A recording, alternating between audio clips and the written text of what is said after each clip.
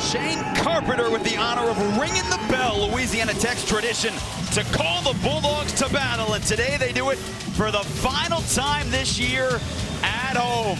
College football on CBS Sports Network, brought to you by the Home Depot. We are in Ruston, Louisiana, where today the Louisiana Tech Bulldogs look to finish the season strong against the Western Kentucky team, looking for back-to-back victories. Hey, how are you folks? Jason Horowitz, happy to be alongside Ross Tucker. Happy to have you with us here on the final Saturday of the regular season to start your day here on CBS Sports Network. Ross, 21 seniors today for the Bulldogs, their final game at home. What was senior day like for you, Princeton? Oh, man, you're going to get me emotional here. You know, think about the Western Kentucky kids. A lot of them, this is the last time they'll put on a helmet or shoulder pads ever in their life, and you mentioned it for the Bulldogs, last time to play at home. Either way, it's a special day. One of those seniors for the Bulldogs might have a special day in terms of setting the all-time FBS sacks record. Jalen Ferguson with our Do Project Smarter, brought to you by the Home Depot. Thoroughly enjoyed watching Jalen on film this week. He has it all. I mean, he's projected to be a first or second round pick. You see the raw power that he has. He is so good with his hands and using them to leverage offensive tackles. He is extremely impressive, and the coaches told us they're letting him go for that record today. The record is 44, held by Terrell Suggs. He needs 2. For Western Kentucky, a win last week against UTEP. It's been a rotating door at quarterback. Stephen Duncan's finishing out the season. They've played 4. They've started 3. They think Duncan's solidifying the position. He's got a big arm, and he runs very well with power. Ross, how about your keys to the game? It's the 6th meeting in the last 5 years between these two. 5 interceptions for the Hilltoppers last week. They're not going to get that many, but get a couple turnovers, and don't let Ferguson wreck the game. Meanwhile, for Louisiana Tech, get off to a fast start. Make sure Western Kentucky knows that they're the underdog, and finish in the red zone. Only able to get 6 points on 3 trips inside the 10 last week. Skip Holtz in his 6th season here in Ruston. They're going to go to a bowl game for a 5th straight time. First time certainly for school history. They're the only team in Conference USA that can say that. Mike Sanford in his 2nd season for Western Kentucky, and we'll get into this throughout the course of the game. But there are some articles about whether or not this is his final season in just his 2nd season. Louisiana Tech won the toss, deferred to the second half, so they'll put the Hilltoppers on offense first. We are set to go here in Ruston. And coming out for Western Kentucky. Not out to the 20-yard line. To Corian Darden, and he'll start at the 18 with our Chick-fil-A starting lineups for the Hilltoppers. And Ross, you mentioned Stephen Duncan. It's his 5th start of the season, the redshirt sophomore. He got to start earlier this season because Drew Eccles, their starter earlier this year, got hurt. But they're starting to find some confidence in their big quarterback. Well, he really just needs the experience. I mean, it's been in and out of the lineup for 3 different quarterbacks this year. He's got the arm. He's a very willing and physical runner. He moves well. He just needs the experience, which will allow him to cut down on some of the mistakes. 40 points last week, but the defense carried the way. This is a handoff to Joshua Samuel, and he's met right in the hole. Davon Washington, as we take a look at the rest of the Western Kentucky offense. They lost their best playmaker a couple weeks ago in Jacquez Long, so they got to find somebody else. Quinn Jernigan has become the go-to guy. 6'3", 210. He had a career-high 7 catches, 82 yards last week, including a 17-yard touchdown. Was really impressed watching him against UTEP with his body control, especially in the end zone. It was 1 on the carry for the freshman Samuel, so this 2nd and 9. Taking a shot. Toss up 50-50 ball, and that's not the guy you want to go at. Amik Robertson, one of the best corners in Conference USA, just a sophomore. So take a look at his defensive teammates. Now, we talked about Jalen Ferguson. We will a lot throughout the course of this game. But Colin Scott, not a guy who got a lot of playing time his first couple of years. He's their leading tackler. Coaches were so impressed with the way he just kept battling to get playing time this year. Leads the team 76 tackles. He also has 7 tackles for loss and 2 picks. That's Jernigan at the top of your screen. Ross mentioned he had a career-high 7 last week. DeAndre Furby, the 5th-year senior, is the running back next to Stephen Duncan. They bring 3. Ferguson off the edge, can't get there, hangs in the pocket, and Jernigan makes the grab. It's enough for a 12-yard pickup and a first down. We mentioned Jernigan, Duncan getting in some rhythm there. The first down pass was not a real smart one. He's lucky it wasn't picked off, but they're doing a nice job getting the out, getting the first down for the Hilltoppers. It's a good Louisiana Tech defense.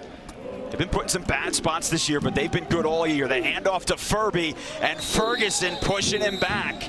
Maybe one for the big 230-pound running back. And Jalen Ferguson, so humble, talking all this week, Ross, about what would it mean to have 44 sacks, tied Terrell Suggs, 44.5 to break it. And he has been crediting his defensive line teammates all year, and he continued to do that again this week. Yeah, you get the sense that he looks at it as much as a team record as an individual one.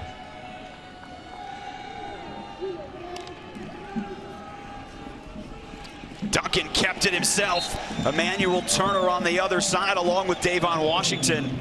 Emmanuel Turner doesn't get enough recognition because of Jalen Ferguson, but they think he's an NFL player too. Really good player and a really good read there by Turner, because that's who Duncan was reading. He was able to redirect, put his foot in the ground, and get in on that play. He weighs 280, 285. The coaches told us yesterday they think he'll end up being a 3-technique defensive tackle who lines up between the guard and tackle at the next level at 300 pounds. So 3rd down and long again. This is 3rd and 8.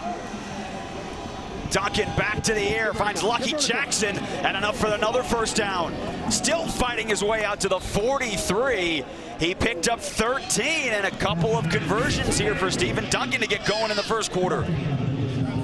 Duncan in rhythm, and they're showing a lot of respect there, playing way off of Lucky Jackson, almost conceding that. You know, 3rd down. These La Tech corners are good. Sneed and Robertson, you want to be a little bit more aggressive up in their face like that, not just give them an easy underneath throw for a first down. And it's an offensive line that didn't have a lot of experience coming into the year. They're playing a whole lot better. Duncan avoids the first hit, falls forward for 3 on the ground. Jordan Baldwin coming up to make the stop from the safety spot. 3 minutes here into the first quarter, no score. Jason, something interesting already is that they have single blocked Jalen Ferguson on every pass play so far. So usually you come out, you're going against a guy that's going for the all-time sack record. You think they'd be chipping, double teaming. So far, it's been one-on-one. They're giving him a chance to get this thing. And Ferguson's off the field right now here on this second and 7. And whistles blow before. Been a good opening drive for Western Kentucky, time consuming. 5-yard penalty, 2nd down. Seth Jost, the guilty party, their redshirt sophomore center. That's a bad feeling. I've been there. When you flinch a little bit or you move, oh man, that's a bad feeling. I've been there, I've done that. There's nowhere to hide for anybody out there, but definitely not the center.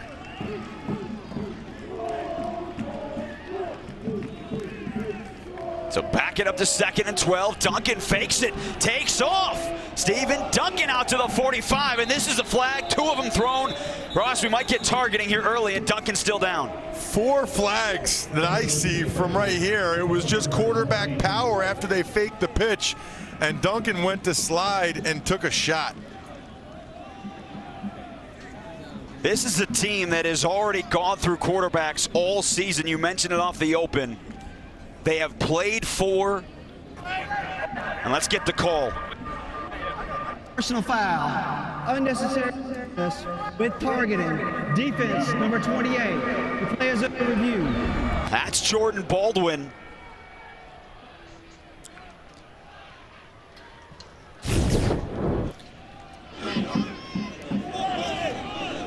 Oh, yeah, he goes to slide. I think he slid a little bit late. You know, Baldwin, I don't know if Baldwin thought he was going to slide, but Baldwin comes flying in and delivers the blow to the head area of a quarterback that was giving himself up and sliding. And he went into the tent, did Stephen Duncan, who was having a heck of an opening drive, Ross. And remember, targeting, because he didn't hit him with the helmet, but any forcible contact to the head or neck area to a defenseless player could be the forearm, the shoulder, and that's what that looked like. Absolutely. I think Baldwin would tell you that he didn't realize Duncan was sliding until right then at the last second. That would be Baldwin's argument. I don't think the officials are going to buy it because he's clearly sliding feet first. Baldwin comes in, and that is a very forcible blow. And what's interesting about it to me also, Jason, when Duncan got up, he was limping. You know, he was limping, so you wonder exactly what the injury is and why he's in the tent. You see there on the left side, 2 different ways that you can call it. If it's crown of helmet or if it's a forcible blow. There is no foul for targeting. The personal foul, unnecessary roughness foul against the defense will be enforced from the end of the run, 15 yards, automatic first down. So I don't understand that one. In my mind, if there's no foul for targeting, then there should be no unnecessary roughness penalty because you're saying that Duncan slid too late. To still have the unnecessary roughness, you're acknowledging that Duncan was sliding and that Baldwin shouldn't have done that. So if Baldwin shouldn't have done that because Duncan was sliding, that's definitely targeting in my mind and a blow to the head or neck area. There's no question about that. But the replay official, Bradford Smith, overturning it. So Davis Shanley, the new quarterback, redshirt freshman who has started 4 times this year, and he hands off right away. And a big hole. Joshua Samuel, the redshirt freshman, picks up 11. Davon Washington on the tackle. And a first down on a great opening drive for Western Kentucky. Well, their offensive line's gotten better and better. A heck of a double team at the point of attack, and a nice job by the left tackle, Parker Howell. They went fast. Shanley a couple of yards. Davis Shanley got a start game 4 of the season against Ball State. And Duncan's back in the game. Great sign for that young man and for the Hilltoppers that Duncan is back in the game. He's had a good drive too. And you mentioned it, what was the reason he went into the tent? Was it a leg? Was it something else? They checked him out. Comes back in on 2nd and 8. Fake to Furby, the end around. Lucky Jackson's got space, and Jackson's got a touchdown. Opening drive score for the Hilltoppers. It's an 18-yard run for Jackson. And that was a terrific play call by Mike Sanford. All the action went right. So did all the Bulldog defenders. Jackson's their gadget guy. He comes around, picks up a couple nice blocks from the big lineman downfield, and dives into the paint for the touchdown. Don't tell Western Kentucky that they're the big underdogs in this game. Alex Ranella on for the extra point. Opening drive touchdowns in back-to-back weeks after they didn't have an opening drive score for a month. And a 7-0 early lead here at Louisiana Tech. Lucky Jackson gets into the end zone. Maybe the Hilltoppers are feeling lucky today, getting the first score in this ball game here at Tech. College football on CBS Sports Network is sponsored by The Home Depot. More saving, more doing. By Ram Trucks, built to serve. And by Chick-fil-A Catering. It's the little things that take the stress out of the holidays. Now, just 2 years ago, these two teams met in the Conference USA Championship, 58-44, the highest scoring championship game in Conference USA history. Lucky Jackson getting the scoring started for Western Kentucky on an 11-play, 82-yard drive, 18-yard touchdown run. That was helped out by a 15-yard personal foul on a slide from the quarterback, Stephen Duncan. Targeting was called, then overturned. But either way, Ross, we talked to Mike Sanford earlier this week. He said, look, we're 2-9. We're coming off a win. We're going to unload the chamber as early as possible. We're going to throw everything we have at them. And they showed that with quarterback runs, the reverse, all of that. Very, very impressive opening drive for the Hilltoppers, and that's exactly what you need when you're coming in against a team that, at least on paper, is a better team.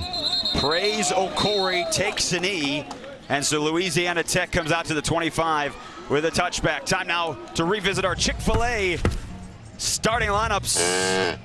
For Louisiana Tech, Jamar Smith, 26th career start, the redshirt junior from Meridian, Mississippi. Ross, he's been a little inconsistent, but he's got the talent to be a really good quarterback. He runs well. He's got a big-time arm. They've got some really nice weapons on the outside. And he's gotten better with the mental aspect of the game, just not as consistent with the accuracy as they want. Got a deep arm, too. Fires over the middle, and that's picked off. First play for Louisiana Tech, Devin Key. His third interception of the year, and it's back-to-back weeks for Western Kentucky with interceptions on the opposition's first play from scrimmage. And Devin Key had a miraculous interception last week. That's not the case this time. This time, Jamar Smith just threw it right to him. It looked like C.J. Powell, the receiver, stopped his route. I think Jamar Smith's like, what are you doing? Why are you stopping your route? C.J. Powell, 81, stops his route. That's as easy of an interception as Devin Key will ever have. Jamar Smith's 9th pick of the year. He had 3 in the opening game this year in a win at South Alabama. He's only had 5 the rest of the season until that one. And so Western Kentucky coming to this game 2-9. All kinds of great plays. Here's another fun one. The toss inside, but that's not going anywhere. Louisiana Tech sniffed that out immediately. Beanie Bishop, freshman cornerback, who, Ross, that's his first offensive play of the season. Well, he's got speed to burn. They want to try to give him the ball, but James Jackson was having none of it. Jackson, one of my favorite Bulldog defenders, watching him in last week's game against Southern Miss. He can really run, very active all over the field, and able to make the play on that misdirection right there. Sanford told us they wanted to get the ball into their freshman corner's hands because he's got 4.3 speed. He's off the field. Fortenberry lost the ball to the sideline. Davon Washington was in coverage. They have 2 good tight ends. Kyle Fortenberry's one of them. Mike Quandine in this picture, the other one. Nice route combination on that side. Got Fortenberry open, and he's usually pretty sure-handed. He had a good game earlier this year against Louisville with 5 receptions, a touchdown. That ball just ate him up. Brings up 3rd down, but at this point in the field, 35-yard line, this could very easily be 4-down territory. They can run it here if they want. Duncan takes off up the middle. Picks up 4. Washington again. 5th-year senior making the stop, and so here's that decision. It would be a 48-yard field goal, or would you go for it? Well, look, it's just a quarterback draw. And they ran a stunt up front, so they had it pretty well blocked. Nice rally to the ball by the Bulldog defenders. Looks like they're going to go. And really, you only run a draw, Jason, on 3rd and 12 if you're going to end up going ahead and going for it on 4th down. This is the right call. They feel like a 45-yard field goal was about the limit for Ranella. So I agree with this. This time they'll go to the air, though. On 4th and 8, they need the 23. Pressure from Ferguson. Duncan avoids. Finds Jackson. Got the first down. Lucky Jackson into the red zone. Darrell Lewis cleaned it up, but they pick up 16 yards on 4th and 8. And it started, Jason, with good protection. Ferguson right in the middle of your screen. He gets a good bull rush, but he's so focused on the bull rush that Duncan able to slide to the left a little bit, buy some time for Lucky Jackson, who's having a real big start to this day. 89 yards of offense already for Western Kentucky in the first 7 minutes.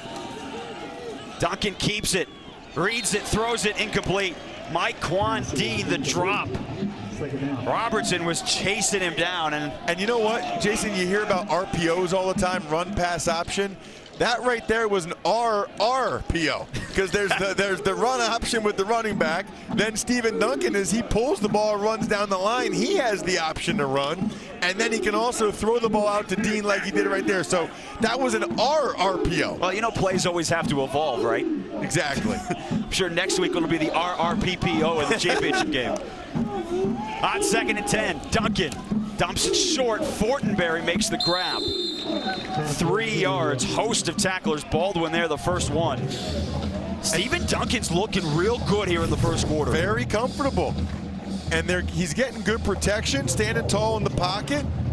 Not a whole lot of yardage there, but another completion puts him in 3rd and somewhat manageable. And really, this is one where, as much as anything, you want to reserve the right to kick a field goal here and go up by 10, so you get a 2-score lead against a team that hasn't scored a whole lot of points this year in Louisiana Tech. Duncan fakes the pitch, takes off the middle. He's drilled right at the sticks. It's Baldwin, another hit on the quarterback. I don't know what Stephen Duncan ever did to Jordan Baldwin, but Jordan Baldwin is taking it out on him so far in this game. Now here he's clearly a runner, bracing for contact. Listen to this. Wow, Jordan Baldwin's not messing around today. It's a good thing he didn't get kicked out for targeting, by the way, Jason. They don't have Colin Hurt, B.J. Williamson. His two backups are both out today. And Western Kentucky's going forward on 4th down again. This is one. DeAndre Furby spins out of the tackle and has the first down. The initial hit was going to stop him behind the line of scrimmage from Kadarian Mason, but Furby just spun away and picked up enough. 6'1", 230, terrific spin move at the point of attack. Aggressive call there by Mike Sanford. He's not messing around. He is trusting this young offensive line. And what do you have to lose? 2-9 on the season. You're coming off a 40-point win 40-point performance last week against UTEP. You get the interception. You're in plus territory, and now you're inside the 5. Duncan right into the pile. James Jackson, Jalen Ferguson, Jordan Bradford. You know, it's funny, Jason, because you usually are a little hesitant to run your quarterback power that often because you don't want him to get hurt, right? Well, it's the last game. I mean, it's the last game now, so let's pull out all the stops to try to get a win, send the Hilltoppers back with back-to-back wins. That would be a great way to finish this season. This is the 21st play of the quarter for Western Kentucky, and they're going to have to back up 5 yards. False start. Offense, number 68. 5-yard penalty, 2nd down. That's Parker Howell, the starting left tackle, and the redshirt junior from Nashville. He has been doing a very good job today with Jalen Ferguson. Yeah, and you see he just takes his hand off the ground right before the snap. You can't do that. When you're in a 3-point stance, once that hand is down, if you move that hand, that is starting the start of a play, and that's a false start. You know, he could have done the opposite. He could have been in a 2-point stance and then put his hand down. That would have been okay, but once the hand's down, you can't pick it back up right before the snap. Ross Tucker, 7 years in the NFL as an offensive lineman. Duncan on the rollout to the end zone. Touchdown, Western Kentucky. Mike Dean, the tight end, and a surprising opening quarter. Western Kentucky up 2 touchdowns. Once again, using Duncan's mobility. Even though he's 240 pounds, it's a bootleg. Duncan gets on the edge. Really nice touch pass to Dean. He has excellent rapport with Dean and Jernigan. Those are the guys that he's thrown the ball the most with, and you can tell when they play together. 14-0. Western Kentucky. Dean's 6th touchdown of the year, leading the team, and nobody's more excited about it than Mike Sanford. Wow. Sometimes you play like there's nothing to lose, and that's how the Hilltoppers are playing so far in this game. It all started the first play from scrimmage from Louisiana Tech. Jamar Smith picked off by Devin Key, and the early quarter celebration for the Hilltoppers here on the road.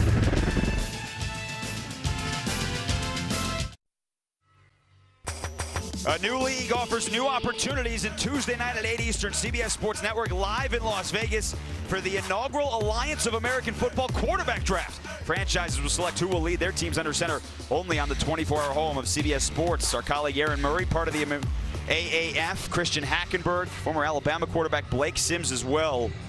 Here, a surprising first 10 minutes. Western Kentucky got the ball to start, 82-yard drive and scored. Picked off Jamar Smith and went right down the field again, and with a 14-0 lead. And Ross Tucker, this is a Western Kentucky team led by Mike Sanford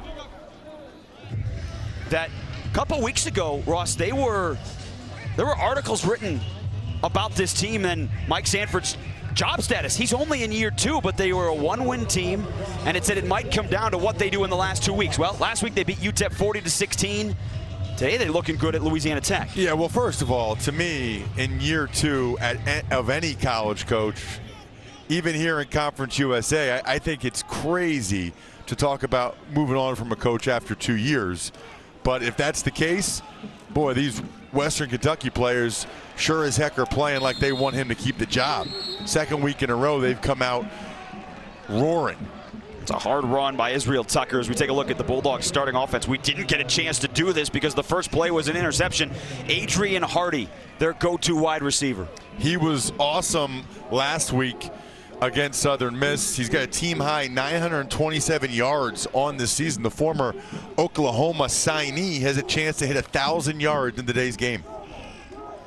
Onto the ground again, and Teddy Veal, his tag team member as a receiver, a 60 catches, hamstring injury. Not sure how much he'll be able to play today for Western Kentucky. They've taken a lot of hits throughout the year, but they keep playing well. And you like Masai White on tape. I really like both of their inside linebackers, Masai White and Ben Holt. Masai White's sort of your prototypical college linebacker these days. You know, in a 4-2-5 defense, he's 6 foot, 225, runs extremely well. That's what they're looking for. I mean, with all these spread offense and RPOs, they're basically oversized safeties. So after back-to-back runs, it's 3rd and 3 for Jamar Smith. To the ground again, and Ben Holt hits him from behind. The leading tackler with 107 coming into the game. No chance for Israel Tucker. And Ross, you're down 14. You're 7-4 on the year. You're on your own 33. Any chance you think about 4th down? No, I don't think so. It's way, way too early for that. I think some of the fans wanted them to go for it, but they are a full 2 yards short here. That is an interesting play call, though, on 3rd and 3.5 there to run the football. You're showing a lot of faith in your offensive line. That's how it used to be. But you don't see a lot of people running the ball on 3rd and 3+ anymore in college football. For a team that's 110th in the country in rushing. Davin Dyer, a low line drive kick. And it's going to come to a stop at the 28-yard line. Down by Alex Zayed for Louisiana Tech. Skip Holtz in a huge hole here at home. It's the final regular season game. Down 2 touchdowns.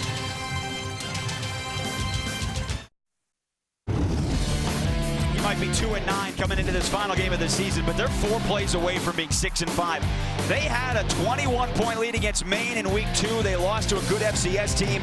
They had Louisville down 17-0. They lost that 20-17, had a chance to tie it late. The Marshall game, Stephen Duncan brought them back. They're in the red zone, and a chance to kick a field goal. He fumbles. And then Old Dominion, there were 3 untimed downs in one of the strangest finishes that you'll ever have in college football, and they lose on the final kick. So yes, Mike Sanford's team is 2-9, Ross Tucker, but 4 losses by 3 points this year. An excruciating season of frustration that, frankly, they're trying to take out on Louisiana Tech today. Yeah, and with the ball control that you saw at the bottom of the screen there, they're doing it. And whistles blow that play dead. False start. It's number 11. 5-yard penalty. 1st down. That's on the receiver, Lucky Jackson.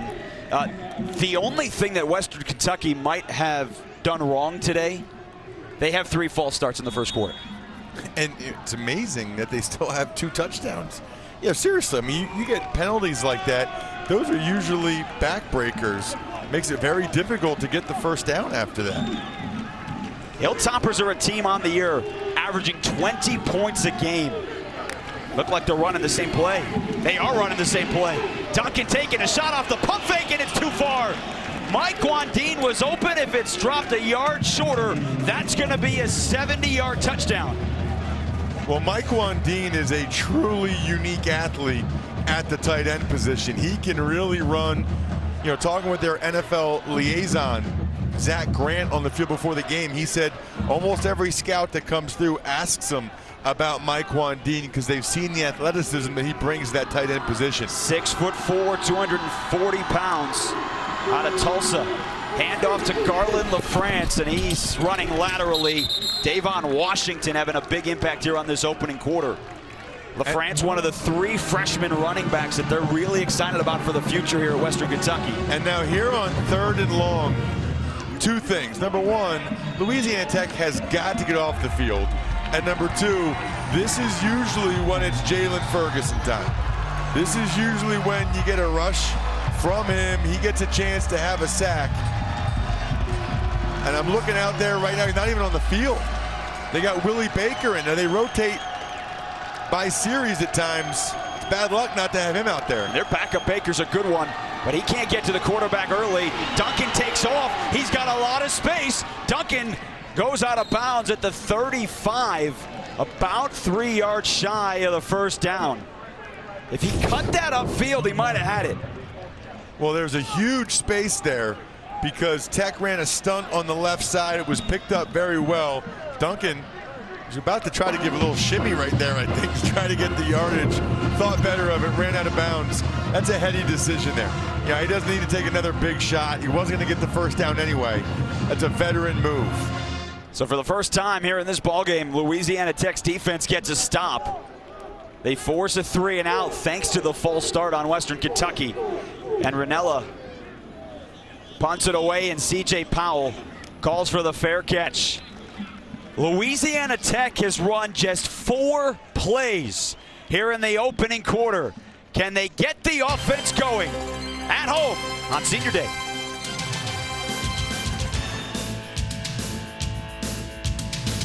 Five Bulldogs who spent yesterday graduating. Now they are on the quarter system here. 5 players got their diplomas yesterday because graduation here in Ruston was last Saturday when they were playing in their rivalry game with Southern Miss. Jalen Ferguson on the right side of your screen there with his diploma, there with his teammates and Idarga and Durman, Dugas and Carpenter as well, all getting their diplomas yesterday, Ross, and a special moment here for those guys. That is awesome. The coaches all were beaming yesterday in our meetings when they talked about it.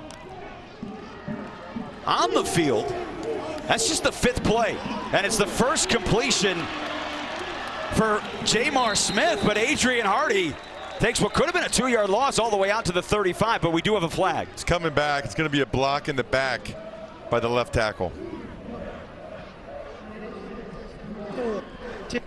From the previous spot, first down. O'Shea Dugas, who's a pro prospect himself, trying to get out there on the quick screen, just pushes Masai White right in the back. And they're always going to call that, but especially when you get out in space right where the ball is, there's really nowhere to hide. Plus, if you're 6'6", 335, that doesn't help either.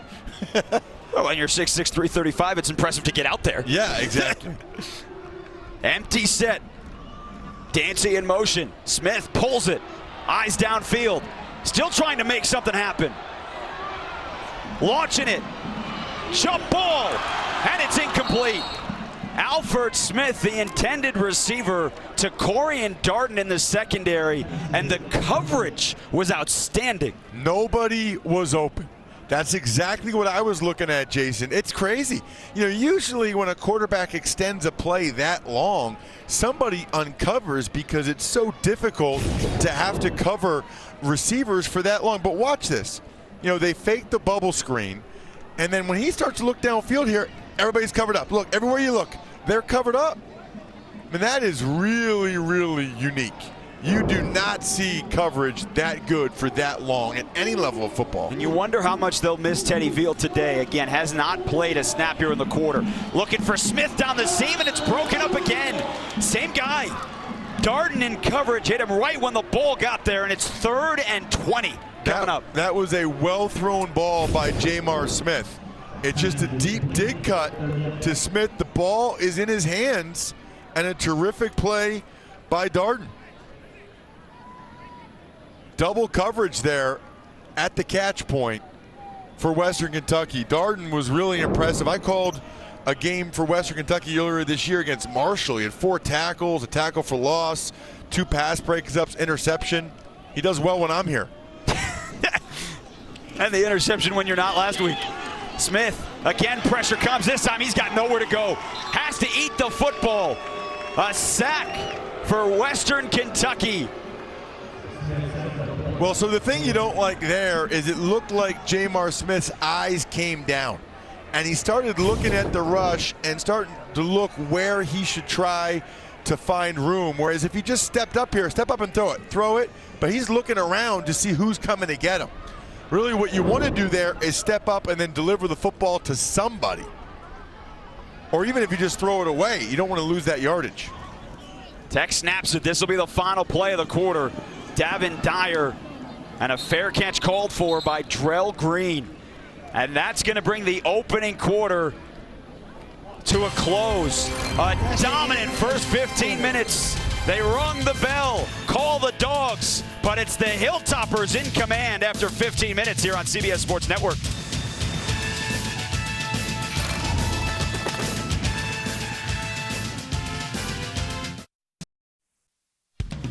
Louisiana Tech has been the epitome of consistency under Skip Holtz, who is in his 6th season here in Ruston. 45 wins, 3rd most in school history. They are the only Conference USA team with 7 or more wins in each of the last 5 years. They're one of 4 schools in the country with 4 straight bowl wins. But here on Senior Day, they trail Western Kentucky at 2-9, 14-0. As Samuel on the opening play of the second quarter picks up 4. Well, and if you think about it, Jason, you win this game, you get to 8-4. That puts you in a better bowl game. And plus, then if you win the bowl game, you get another 9-win season. He already has 3 9-win seasons here. Do you know that no other head coach at Louisiana Tech history has more than 1? So they still have a chance to get yet another 9-win season, but they got to pick it up. And they've been playing football here since 1901. Duncan up the middle, and that's a sack. Ferguson, the second to clean it up. And you wonder if he'll get partial credit. Colin Scott, the first one there. Remember, Jalen Ferguson is chasing down the all-time sack record. Yeah, and that was really Colin Scott that came. It was a delayed blitz. He has him wrapped up there. Ferguson gets a little part of it and then kind of crawls over there to get a little bit more of it. That'll be interesting. In my mind, that's really the sack is Colin Scott, but I wouldn't argue too much if they gave Ferguson a half sack. Home statistician, home scoreboard, maybe a half. They don't do quarters. 3rd and 14 for Western Kentucky, and Duncan off the edge, steps up in the pocket, fires. Fortenberry trying to one-arm it and couldn't bring it in. Good coverage of Fryham Kitchen. And it's 4th down. But that's a missed opportunity for the Hilltoppers there with terrific field position. Watch that. He just stuck that right hand out there, tried to stab it with the gloved right hand, pull it in Odell Beckham Jr. style, not able to get it done. That was pretty good coverage. That would have been a terrific catch.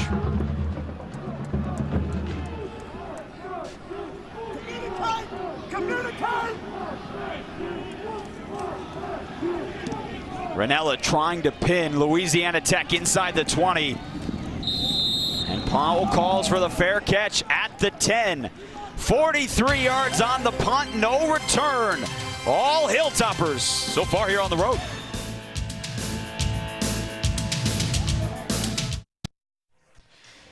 Jason Horwitz, Ross Tucker back with you in Ruston as we take a look at the Go RVing road trip facts here in Ruston, Louisiana. Shane Carpenter got the honor of ringing the bell, the call to all the Bulldogs that they do before every home game. This is one of the 4 FBS schools, the football, that has Bulldog as a mascot, but it's a little bit more special because the legend of the Bulldog back to 1899 when a group of Louisiana Tech students were saved by a Bulldog they adopted on the same day when he pulled them out of a burning house they were living in, but he didn't make it out of the house themselves. So they were devastated. The legend of the Bulldog began to spread around campus. And so, Ross, the next year when they were starting the football program, they're like, hey, we need a mascot. What should it be? Unanimously, the students voted, it's got to be a Bulldog. Off the edge, the blitz, and D'Angelo Malone has the sack for the safety. Wow, this is unbelievable. On the field, as the quarterback was tackled in the end zone for a safety. D'Angelo Malone is having a terrific year, and the last 2 games, he's really led them defensively. He's working against O'Shea Dugas and just runs around the edge. You know, that's one where you'd like Jamar Smith to step up in the pocket a little bit. That's tough for Dugas. Dugas is probably going to be a guard at the next level. He's not fleet of foot, probably doesn't move well enough to be an NFL offensive tackle. He'll be more of an inside guy. But Malone goes around the edge. You know, just by the way they faked that to the running back, I wonder also, Jason, if Dugas thought he was going to get chip help there. Because something's not quite right there with the combination of how Dugas set in pass protection and where Jamar Smith's drop back took him. One more look at this. Are you sure, Ross, the ball is inside the whole thing? Inside the goal line. It's hard to tell from that angle. Because his foot was out of the end zone, but any chance the ball was over the goal line? Like you said, it's hard to tell from that angle. My guess is it probably wouldn't have been enough to overturn. I just looked at it again. They were at the 9-yard line. So that's a 10-yard drop back by J'Mar Smith. Yeah. It is not an offensive lineman's fault. I know you're going to say I'm biased. It's never an offensive lineman's fault if the quarterback's back at 10 yards. O'Shea Dugas is protecting 7 yards behind him. So off the free kick, Drell Green racing for Western Kentucky, and they're going to have outstanding field position again. The defense has had a pick to set them up in Louisiana Tech territory. Now the defense is the safety, and here off the free kick, they're going to start at the Bulldogs' 44-yard line. Maurice Crumb's special teams unit doing the job here. It's always a little bit different when you're kicking from the 20 and it's a punt like that, and he's able to get outside. They weren't able to take advantage of the field position the last time. Let's see if they can take advantage of it here. Ross, the crowd here is shocked. I'm pretty shocked. And this is usually a good opportunity, too, for a shot play, Jason. Instead, they keep it on the ground with LaFrance, who cups it up.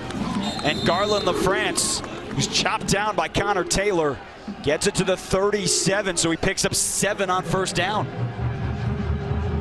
Ross, Western Kentucky came into this week 2-9 on the season. Questions at quarterback. They don't have their best offensive weapon in Jacquez Sloan. He's out with a knee injury. He's been out the last couple of weeks. And they haven't had problems moving the ball. It's a reverse. Now the pitch back to Duncan. Takes a shot. Dean wide open. Pushed out of bounds at the 1. Trick play for 43 yards to the tight end. This is unbelievable. I mean, look at this. It's a jet sweep, reverse, flea flicker, and Duncan gets just enough time before Ferguson gets the sack to throw it to Dean, who goes out inside the 1, and the Hilltoppers are in business yet again. Watch Duncan. He knows he's about to get hit right there by Ferguson. The ruling on the field is the runner was out of bounds at the half-yard line. First down. Now, Mike Wandine thought he scored. The pylon did get hit. The question is, did he step out of bounds before that? He never stepped out of bounds until his body hit out of bounds. I just don't know that the ball ever crossed inside the pylon. Now, if you hit the pylon, the play is done there. But either way, they're going to go for it. That's Duncan who leaves. Wildcat for Furby. Touchdown, Western Kentucky. The 230-pound fifth-year senior. His team leading 5th rushing touchdown. And a shocker developing here in the Bayou. You said earlier that the fans were in shock. What do you think they are now? Just Wildcat power. Tyler Witt, the left guard, comes around, knocks somebody on their butt, and Furby at 230 is a hammer. And this is stunning here in Ruston. 23-0. Western Kentucky taking advantage of the defense. The offense, its best game of the year. And the Hilltoppers trying to finish 2018 on a high note.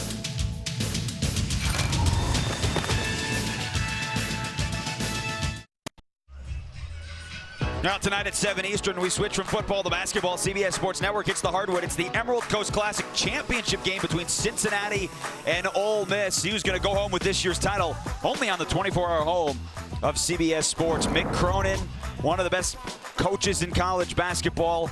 6 first-place finishes in regular season. Those preseason tournaments. The Cayman Islands champion last year. Ross, all the preseason tournaments, right? The Emerald Coast in Florida, Hawaii, Cancun, Cayman Islands, the Bahamas. Skip Holtz, we talked to him yesterday about where he wants to go for a bowl game because they're 7-4. They're bowl eligible, right? Shreveport with the Independence Bowl is always an option because it's only an hour from here. And he said, look, if we go to Shreveport, I'm excited because it's going to be against an ACC team. We'd love the matchup. But I'd love these kids to go to Hawaii. Well, yeah, and he talked about his experience when they went out to Hawaii when he was at East Carolina and just how cool it was for so many, rural North Carolina kids to be on Waikiki Beach like that. Look at that number, by the way. 162 total yards to -4. I almost wonder, Jason, watching this, there's always a lot of emotions. Your last game, we saw the guys graduated yesterday. Last home game, Thanksgiving. A lot of the guys have their families in town. You just wonder if maybe the Tech players are a little bit distracted the last couple days just with the emotions of their last home game. And you wonder, that's a lot of ball. Oh, Corey dropped it at the 1 and had to bring it out. And the freshman is down at the 8. And that's a good example of what I'm talking about. It just doesn't feel like the Bulldogs came here ready to play. I mean, clearly they didn't. They're down 23-0, and give the Hilltoppers plenty of credit. But even right there, another example, wasn't sure whether or not he wanted to come out or not. He drops the ball. Louisiana Tech needs to wake up. It just feels like they are not on their game clearly, and you just wonder what's going on. It's also a good thing he didn't call for a fair catch. Because remember, with the new rule this year, you call for a fair catch, but if you drop it, you're down there. So backed up again. Jamar Smith fires one. That's caught. Best throw of the day, and Hardy out to the 22-yard line. Pick up a 14 and it's a roar from this crowd. Well, Jamar Smith threw that ball like he was angry. Watch him step into this. That was a bullet. And Hardy's an extremely talented receiver. Another one. This time to Alfred Smith. Pick up 11. This is an offense, Ross, that has the ability to move the ball down the field. They're just missing plays the last couple of years. And what he's doing now, he's getting the ball out of his hands quickly. I like this. I like the changeup by Todd Fitch, the offensive coordinator. Let's get him in the gun and let's just get the ball out of his hands quickly. One more time. Snagged out of the air, George Scott. His 6th catch of the year. That time he picks up 6. We're talking about a guy who's already top 10 in yards and touchdowns here at Louisiana Tech. And you're talking about guys like Luke McCown, Tim Rattay, Terry Bradshaw. He's got a whole other year to go. Another quick throw. Smith again. That's a first down. Wrapped up by Gage Walker, who had a pick 6 last week against UTEP. A drive that started on their own 8, quick passes, quick rhythm, and that's something else we talked about with Todd Fitch, their offensive coordinator, yesterday. Jamar Smith is a guy that needs to get into a rhythm, and they've struggled to do that in the first quarter many times this year. Football is a game of adjustments, and it's pretty clear on this drive so far what Tech's adjustment is. Quick passing. Empty backfield. Smith comes this way. That's caught by Powell. Dives forward. He's got 9.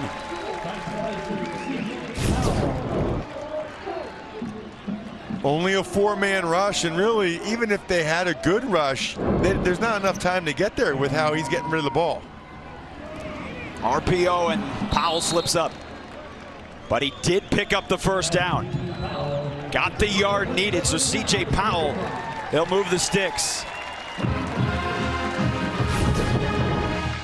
Gets a nice block by Hardy on the edge, was just about to make a move there to try to get more yards, wasn't able to, but they'll take the new set of downs.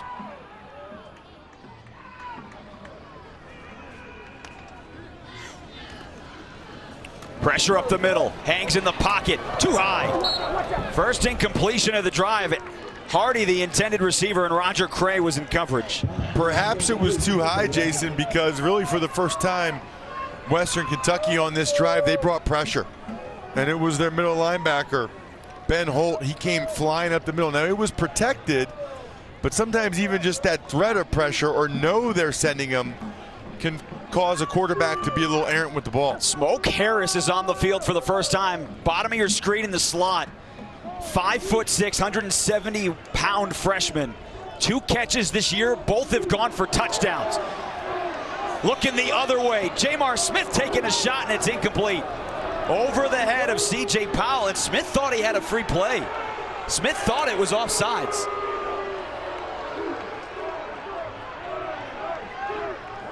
And you got to think now, down 23-0. I'm thinking this is 4-down territory. Let's take another look. No, I think Holt was okay. You know, he got there a little early, but I don't think he was in the neutral zone when the ball was snapped. So I agree with the no call there. Brings up 3rd and 10 from their own 42, but down 23-0. This has got to be 4-down territory in my mind for the Bulldogs. That opens up the underneath stuff or even a run. Bring the blitz. Smith too high. He was looking for Smoke Harris, but again, he's only 5'6". And so 4th and 10, he's still going for it. And see, now that they didn't get any yards, now they got to really consider it here. Because you're trying to get 10 yards and your quarterback was just inaccurate on 3 throws in a row. That's what Skip Holtz is balancing. I understand the frustration of the fans. I'd probably still go for it, but your quarterback just missed 3 straight throws, and now you need to throw at least 10 yards to get the first down.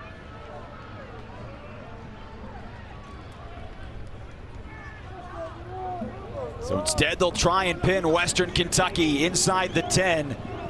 Dyer, perfectly done. Outstanding coverage. L'Jarius Sneed put his heels on the 1, batted it back into play, and that outstanding. And that's the argument right there for punting, because now you have a chance to maybe get a safety or do something to turn this game around. Maybe it's the special teams that can get the Bulldogs going.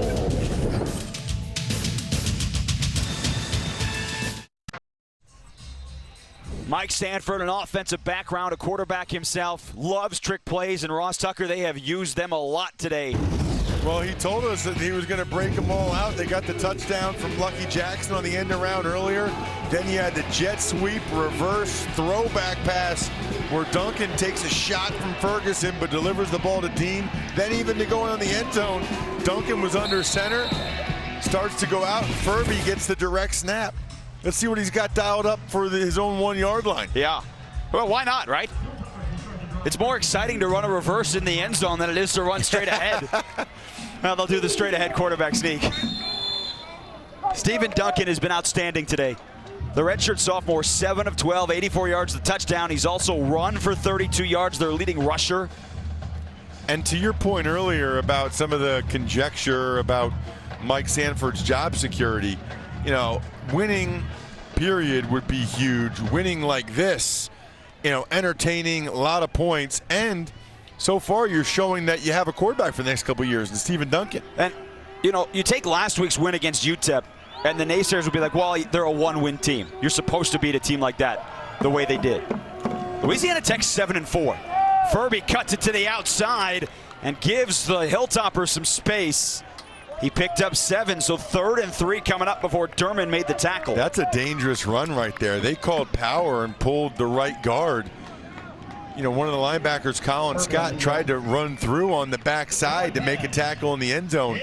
Usually you're not pulling linemen when you're that backed up because you're worried about exactly that. You know, a defender knifing through and getting a sack. 8 minutes to go in the opening half. Western Kentucky scored on its opening drive. They have dominated the entire first half. Duncan bobbled the ball, has to improvise, and he's not going to get there. Jordan Bradford made the stop. A botched play, and it's 4th and 1. That throws off the timing just a little bit. Quarterback power. And really, if you're Duncan, you wanted to try to go on the other side of the block by your pulling guard, Jordan Meredith. You know, Meredith ended up sealing Bradford inside. Duncan ran inside, so Bradford was able to get part of the play, and this is the right decision by Sanford to punt it away. I know he's trying to be aggressive, but you're up 23-0 inside your own 10-yard line. Wouldn't put a fake past him. He's done that this year. Pressure comes. They deflect it. Didn't get the full block, but enough of it. Still gets a Hilltoppers bounce to the 45. So a 35-yard punt for Ranella through the block. That could have been disastrous for Western Kentucky. I mean, it looked like they were going to block that thing pretty easily. I'm surprised Ranella was able to get that ball out of there at all. Well, coming up on the halftime report, powered by Ram Trucks. Adam Zucker, Rick Neuheisel, Brian Jones. They'll get you ready for a busy Saturday in college football. The Iron Bowl on CBS, 3:30 Eastern. Michigan and Ohio State. They'll update you on that one. The game today in Columbus. Notre Dame, USC tonight. All of it coming up. Halftime report powered by Ram Trucks. Israel Tucker a couple of yards on first down. Louisiana Tech needs to get points here. This is by far their best field position of the game. That's why you punted on the last series if your skip holds, to give your team a chance to start a drive in your opponent's territory. And maybe one of the big problems today for Jamar Smith, he has not had two of his best receivers. Teddy Veal, fifth-year senior, grad transfer from Tulane. He's been outstanding on this team. Alfred Smith makes the grab. Rashid Bonnet's their third leading receiver. He's been dealing with an ankle injury the last couple of weeks. So they're going to their secondary players outside of Adrian Hardy. Well, Bonnet had 140 yards on 3 catches last year in this game. So he was a killer against Western Kentucky.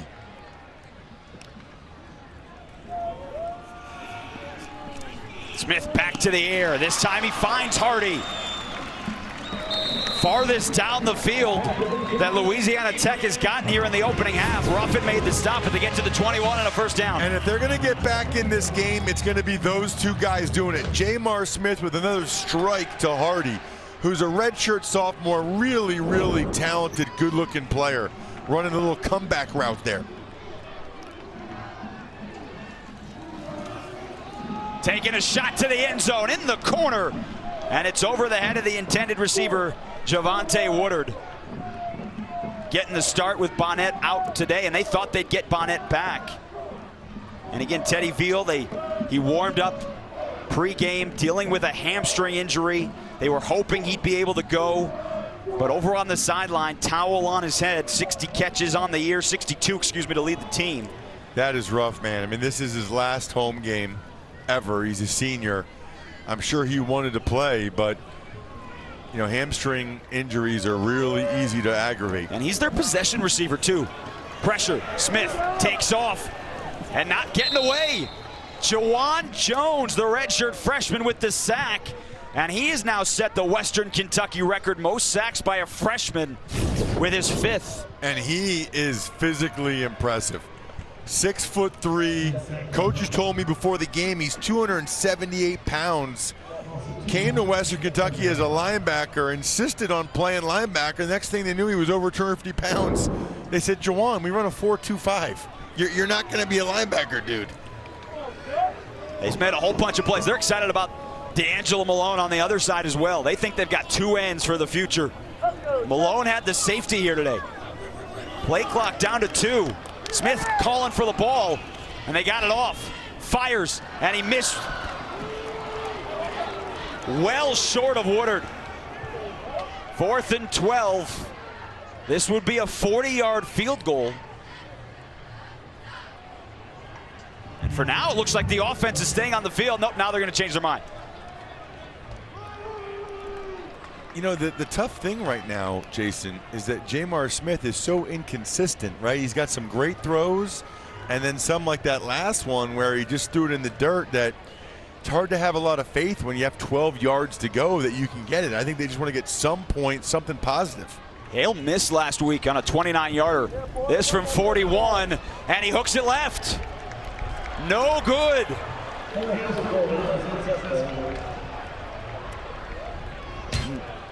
Shut out at home so far here on the opening half. And Western Kentucky's going to get the ball back to try and put an exclamation point on the first 30 minutes.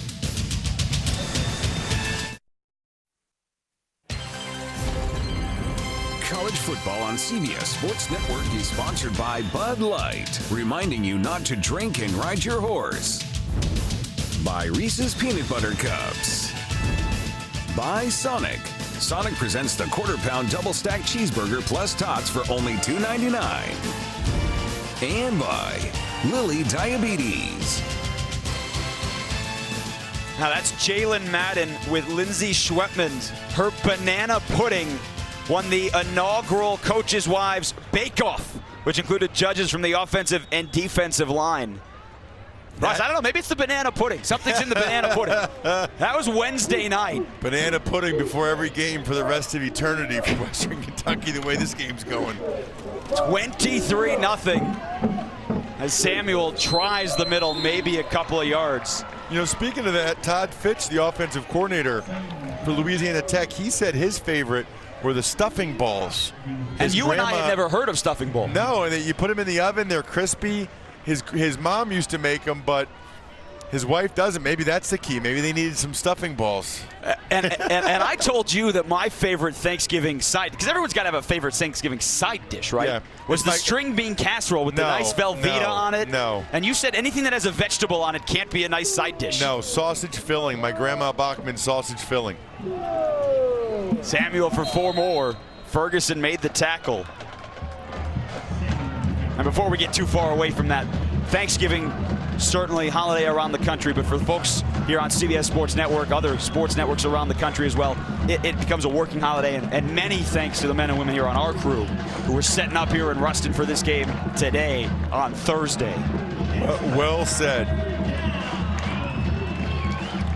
This is a big, big down here to determine who has a chance to get points here at the end of the half. Western Kentucky's taking a little time to get lined up. Lot of motion, but it's just a handoff, and Furby squeaks through, and he's got a first down. That looked like it was going to be a loss of 1. Instead, it's a first down. And there's an injured Bulldog, and that is Jalen Ferguson. The 5th-year senior who came into the ballgame with 42 career sacks, 3rd all-time on the FBS list, 2 behind Terrell Suggs. The tail end of that play, you can see his helmet went right into Baldwin's chest. Watch, Ferguson's helmet into Baldwin's chest.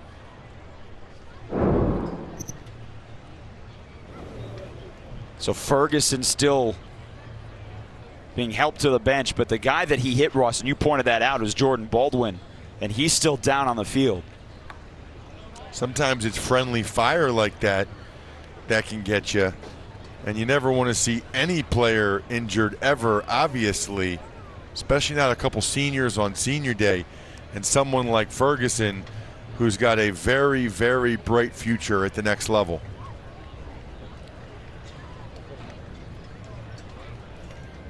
Baldwin being helped up. Ferguson is in the tent. And certainly this, Ross, after the last couple of weeks that we've seen some horrific injuries around the country. The NFL with Alex Smith last week, and then yesterday with UCF, and what was a gruesome injury to their quarterback, Mackenzie Milton. He did have surgery yesterday, and what we hope is a long recovery back to be able to do whatever it is that he wants to do. And that's part of what being a football player is about, is you take the field knowing that there's always a threat of a significant injury. So Baldwin and Ferguson on the sideline for Louisiana Tech after the first down. Duncan is hit from behind. Emmanuel Turner, the other starting defensive end, who all year coaches have been raving about Emmanuel Turner not getting the credit he deserves because Jalen Ferguson has 15 sacks. Willie Baker off the right, he comes unblocked, comes flying up, forces Duncan to make the read early, and then Turner able to chase it down from the backside. You know, Baker did a terrific job there, making the read very clear for Duncan, and then leaving Turner to be able to chase him down for a loss. 2:20 to go in the half, up 23-0. Pressure again. Duncan throws it up for grabs, and it's intercepted. A terrible decision by Duncan, and it's picked off by Robertson. Well, you can see how frustrated Duncan is with himself.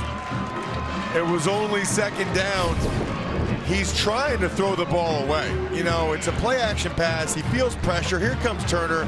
He's trying to throw the ball away, but Turner, having his arms wrapped around Duncan's waist, doesn't let him get as much of the ball as he wanted to. And Robertson's right there for the pick. The thing is, Jason, that would have been intentional grounding anyway. Yeah, he wasn't outside the pocket. He was still in the pocket, and there was nobody near there. So that makes it even worse because it would have been intentional grounding anyway. Instead, he turns the football over. Those are the things they're trying to eliminate from his game. Coach Sanford said, if he doesn't turn it over, we will win. They still might win, but he's got his first turnover. Now they were looking to make sure that Robertson got his foot in bounds. They have confirmed that. So it's Louisiana Tech ball, and Jamar Smith has to throw it away. Cray was chasing him from behind, and they throw the flag right where Smith went down. Yeah, it's going to be roughing the passer, going low at the quarterback's legs. Now he was outside the tackle box when he threw it at the feet.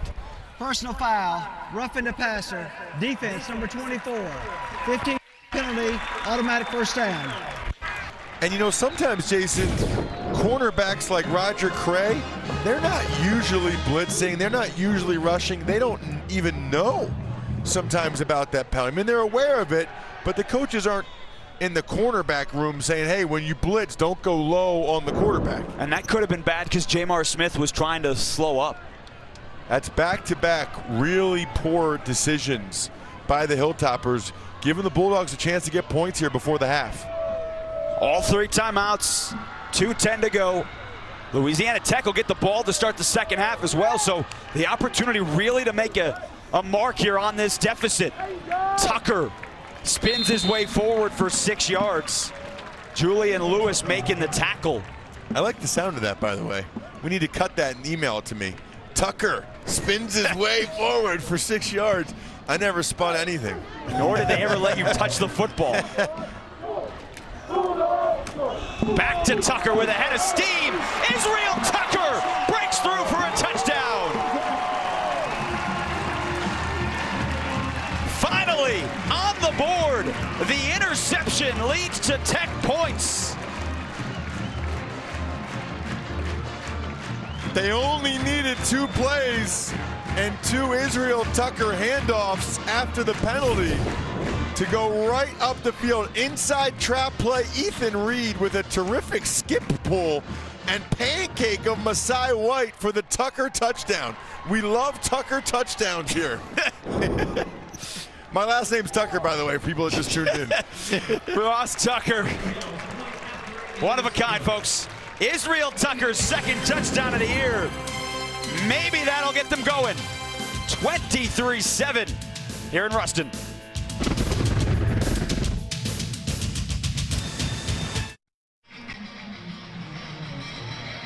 Israel Tucker's touchdown run gets Louisiana Tech back into the ball game. 23-7. They only took 32 seconds off the clock, so they do have time left for Western Kentucky. But Stephen Duncan, who really has played an outstanding first half, Ross, he made that poor decision as he was about to be sacked, threw the interception to Amik Robertson, and that is what allowed Louisiana Tech back into this ball game. And really, it's one of the only things that could have given them a chance to get a touchdown on the board like that. Fair catch called for.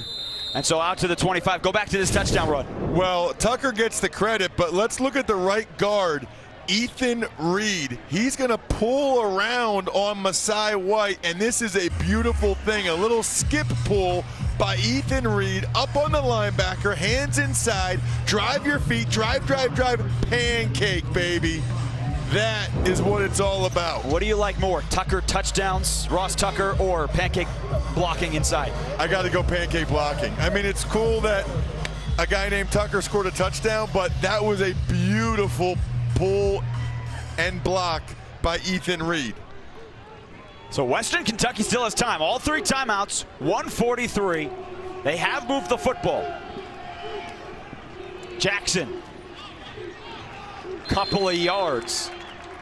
James Jackson making the tackle. Always interesting right now which coach decides to use timeouts or not. You know, they're both thinking about it, And after first down, Skip Holtz doesn't want to call a timeout because what if Western Kentucky gets the first down? You're helping them. Mike Sanford doesn't want to call a timeout yet because what if they don't get the first down? So they're both looking at the clock and deciding how they're going to play this thing over the next minute. Western Kentucky could have taken more time off the clock. They didn't. Duncan slides, is drilled. And there's a late flag. Darrell Lewis with a head of steam.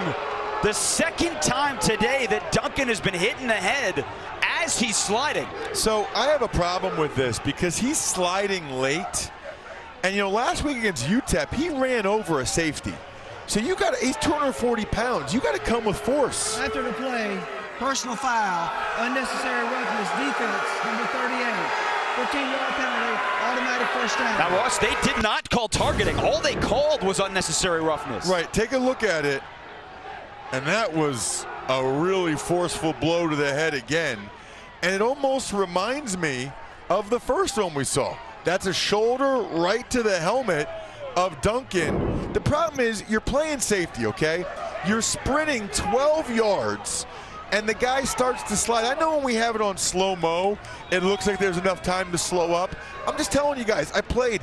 Football doesn't happen in slow-mo, believe me. Duncan back to the air. Dean bobbles, drops. Incomplete. Darrell Lewis, who was just called for the personal foul, was there in coverage, and he's getting into a helmet-to-helmet headbutt with Mike Wandine. You know, back to that play that was called, Ross, they said after the play, meaning that the official had deemed that Duncan had started his slide. It was pretty bang-bang when he went down.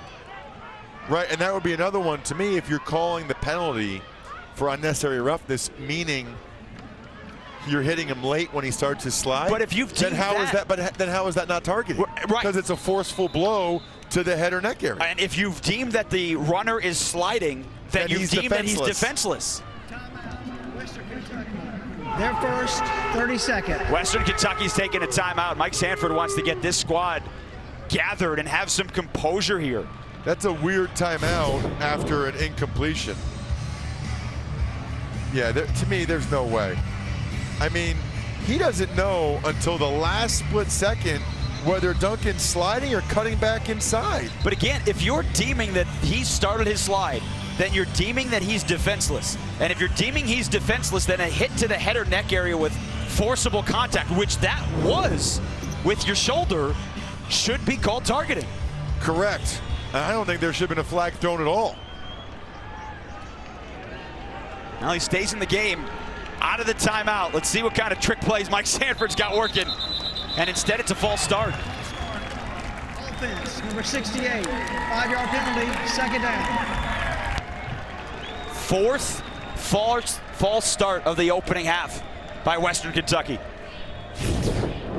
And it really hasn't hurt him that much. That's the second time that it's been Parker Howell, the big left tackle, who's done a nice job. One matched up one-on-one against Ferguson. Ferguson's been relatively quiet. He does have a half sack, but Howell's done the job against him so far.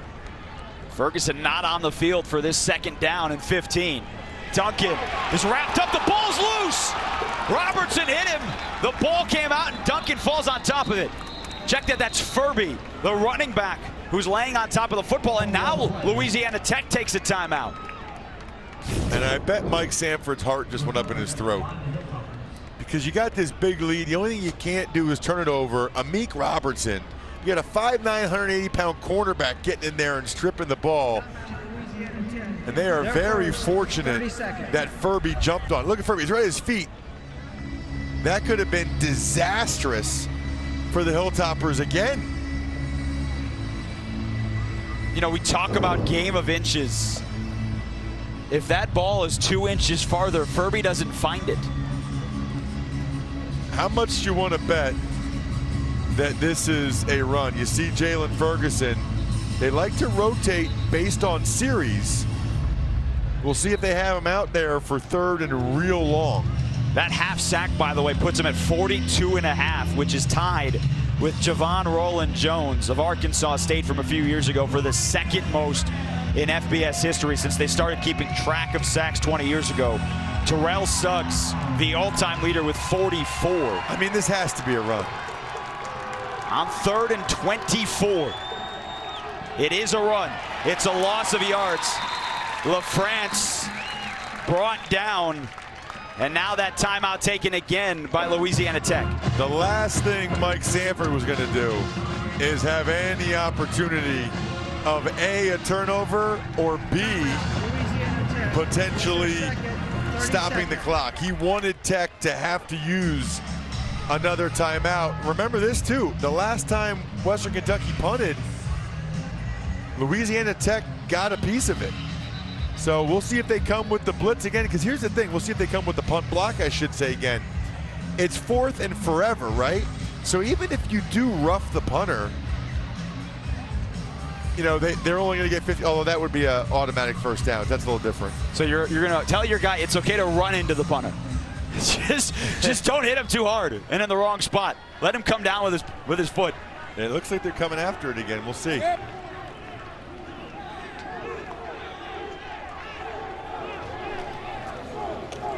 They do. They got to it. It's a blocked punt. And they kick it into the end zone and they lose it. So instead of a chance at a touchdown, this should be a safety. They never got control. Now the official signal is a safety. There it is. Unbelievable that after they tip the other one, that Western Kentucky gets a punt blocked like that for a safety. And that's how close it was right there, by the way, to being a touchdown. That's 5 points right there with those guys unable to corral it. Ezekiel Barnett got the block. Ross, this game was all Western Kentucky. They were up 23-0. Duncan throws an interception with about 2:20 to go here in the first half.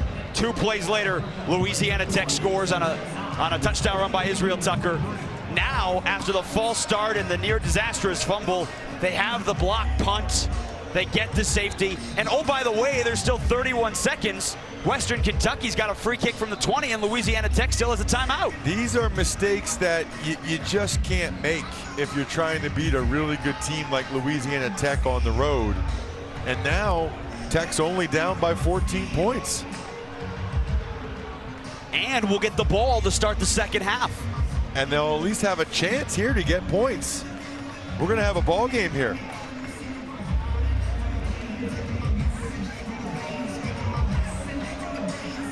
Western Kentucky fans watched an outstanding first 27 minutes and what has seemed to be a disastrous last 2.5.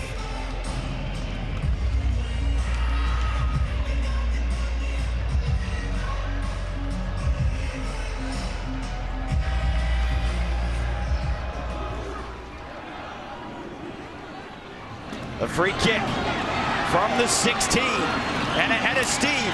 Smoke Harris out to the 36-yard line.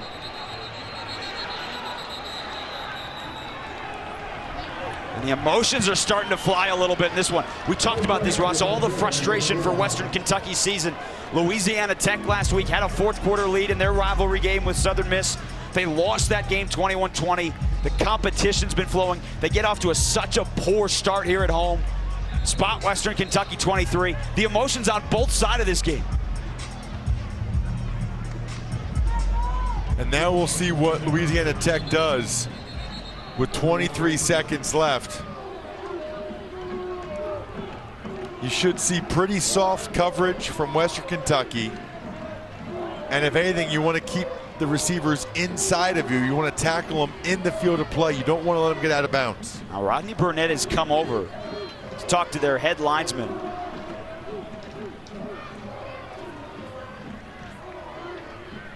That is Lee Bailey.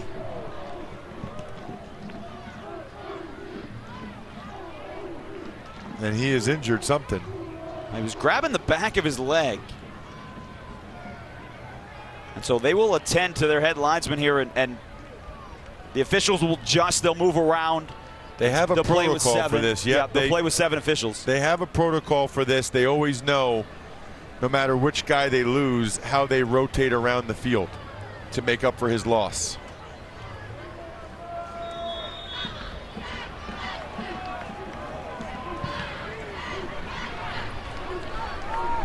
So after the kick return, 23 seconds and a timeout for the Bulldogs. Trailed by 23, now down just 14.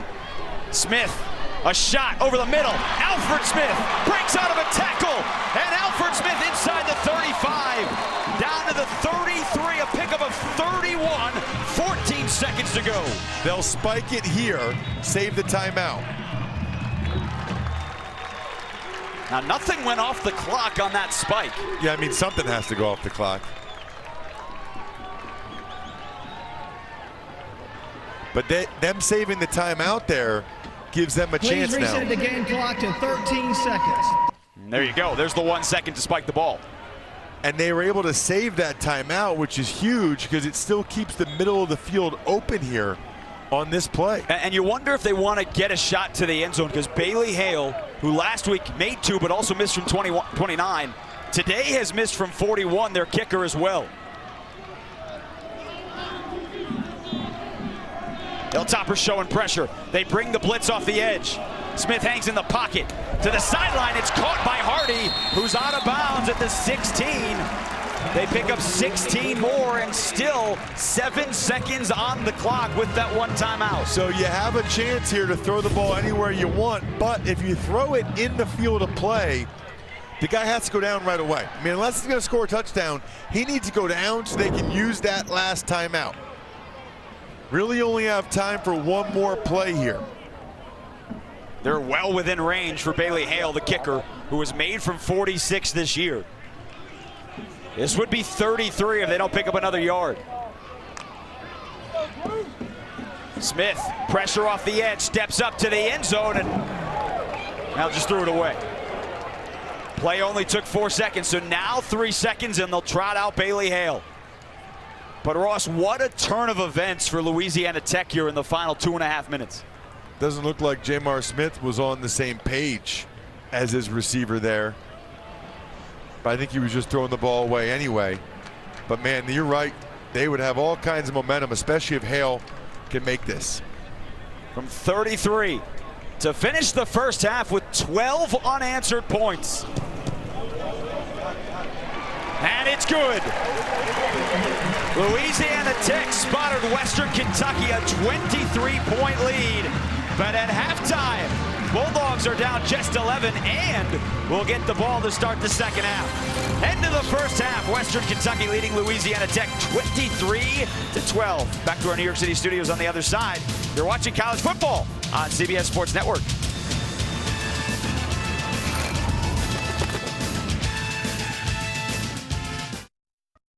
You are watching the CBS Sports Network Halftime Report, powered by Ram Trucks. All right, hello everyone, and welcome to the Ram Halftime Report. Adam Zucker alongside Rick Neuheisel and Brian Jones with the score in Ruston. Western Kentucky on top of Louisiana Tech. Bit of a surprise, 23-12. Let's get caught up on other action now with our highlight blitz. We start in CUSA. FIU, they need a win for a school record 9 victories and a spot in the CUSA championship game against UAB, but Marshall had the lead at halftime, 14-10, and Amari Cobb pick 6. If the Panthers lose, they're going to need Middle Tennessee to lose as well to UAB later today. Otherwise, it'll be Middle facing UAB 2 weeks in a row. All right, meanwhile, on the field, we got the game, and Michigan going for its first win in Columbus since 2000. Didn't look good most of the first half against Urban Meyer. All flexed up. Jim Harbaugh hasn't beaten that man who was flexing right there, but Dwayne Haskins, he's going to try to keep it that way as he finds Chris Olave in the end zone. 3 touchdown passes by Haskins up to that point. But here comes Michigan after scoring a touchdown. And mock kickoff. Michigan recovers. And they know what to do when you screw up. They know exactly what to do. We're going to send Chris Evans out in the flat. No one's going to cover him on that little wheel route there. Wide open. 2 touchdowns, 6 seconds apart. But you know what? Ohio State's driving. They're driving back right now. Wolverines went for 2 and missed it. Buckeyes have won 13 of the last 14 meetings. Winner goes to the Big Ten championship game. We'll see. All right, last night, the Big 12 showdown. Most total yards of any game this season, and these yards by Oklahoma the other way don't count, Rick. It's going to be a football game in Morgantown. Turned out to be a tennis match because right here, Will Greer gets stacked, and Curtis Bolton gets the break of serve as he scoops up the loose ball, returns it 48 yards for a touchdown. Unbelievable offensive game, fellas. Well, Mountaineers thought they could be spoilers. 1,372 yards of total offense Oklahoma, they put up as many points as anybody in the country now. Also, Washington State seeing their national championship or playoff hopes dashed, as well as their Pac-12 conference hopes. Washington goes into Pullman, gets the win. Myles Gaskin, 170 yards on the ground and 3 touchdowns. Georgia has its biggest halftime lead over Georgia Tech since 2002. It is 38-7. Jake Fromm with 3 touchdown passes. They got the SEC title game next week. Florida trying to end a 5-game losing streak against Florida State, and the Gators are up 13-7 right now. LaMichael Pirine with a long touchdown run, final seconds of the half. And Eric Dungy was a game-time decision for Syracuse, and that decision was smash. 3 rushing touchdowns, and Syracuse is on top. 28-14, going for the first 9-win season since 2001. And we will preview the marquee games coming up later today in our Saturday Spotlight when the Ram Halftime Report continues.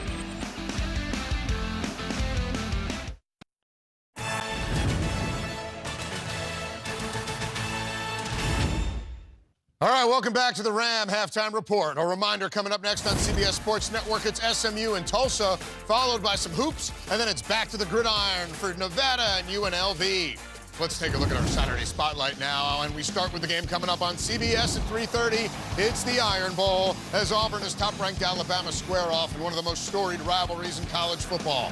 Despite a minor scare against the Citadel, the Tide remains the most dominant team in the nation, and a perfect season is within reach. Meanwhile, the Tigers are the last team to beat Bama, but a win today in Tuscaloosa would dwarf what was a monumental upset a year ago, Rick. Bragging rights at stake in the state of Alabama. We already know Gus Malzahn's going to be back next year for Auburn. We already know that Alabama has punched their ticket for Atlanta.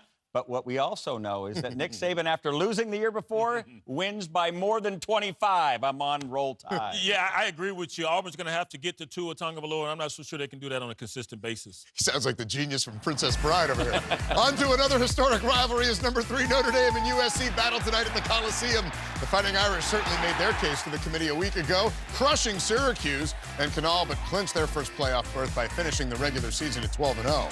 Meanwhile, the Trojans could be playing for head coach Clay Helton's job, PJ. Well, they're going to try to stop the run, and Dexter Williams has been on a tear, over 800 yards rushing over the last couple of months. And how about Ian Book, what he's been posting, 260-plus and multiple touchdowns in every start this season. Oh, yeah, that defense, they only allow about 17 points per game. They are complete, playoff committee. I'm going with the Fighting Irish. My nostalgic side said this game will be competitive, but that's all that says it'll be competitive. Not what we saw last week. All right, next, a top 25 SEC West showdown is number 7 LSU and number 22 Texas A&M close out their regular seasons in College Station. The Tigers have won 7 straight in the series and seek their first 10-win season since 2013. Meanwhile, Travion Williams, the top running back in the conference, continues to rack up the yardage, going for 228 and then 167 during the Aggies' current 2-game winning streak. Who gets an exclamation point on their season right now? Listen, I'm going to go with the Aggies in front of the home crowd. I think Kellen Mond's legs will factor into this. I like Mike Elko's defense against this non-traditional throwing offense by LSU. I'm going with the Aggies in this one, Brian. I'm going to go with LSU. They lead the conference in turnover margin, plus 12, and they better cover Jay Sternberger, though, that tight end for A&M. Aggies haven't beaten the Tigers since they joined the conference. Ever. All right, finally a spot in the Mountain West Conference Championship game on the line when number 21 Utah State, number 23 Boise State battle tonight on the blue turf. The Aggies held on last week against Colorado State to keep their school record 10-game winning streak and hopes of a New Year's Six bowl game very much alive. Meanwhile, the Broncos haven't lost in this series at home since '96, BJ. One's on a 10-game winning streak, the Aggies, and then the Broncos, they're on a 6-game winning streak. And the reason why is because of the quarterback play. Jordan Love for Utah State, he's been outstanding. And Brett Rippon, what a wonderful career he's had for Boise State. I'm going with the Aggies, though. They've got a running game to complement that passing game. I think they get Boise State. I'm on the Aggies as well. After the near miss last week, they rally this week. The nearest of misses. Yes. All right, a reminder, the NFL on CBS kicks off tomorrow with a doubleheader. Most will see the Patriots and Jets, followed by the Steelers and Broncos. It all gets started at noon Eastern with the NFL Today on the home of Super Bowl 53. Thank you for watching the Ram Halftime Report. Coming up, the second half of Western Kentucky and Louisiana Tech.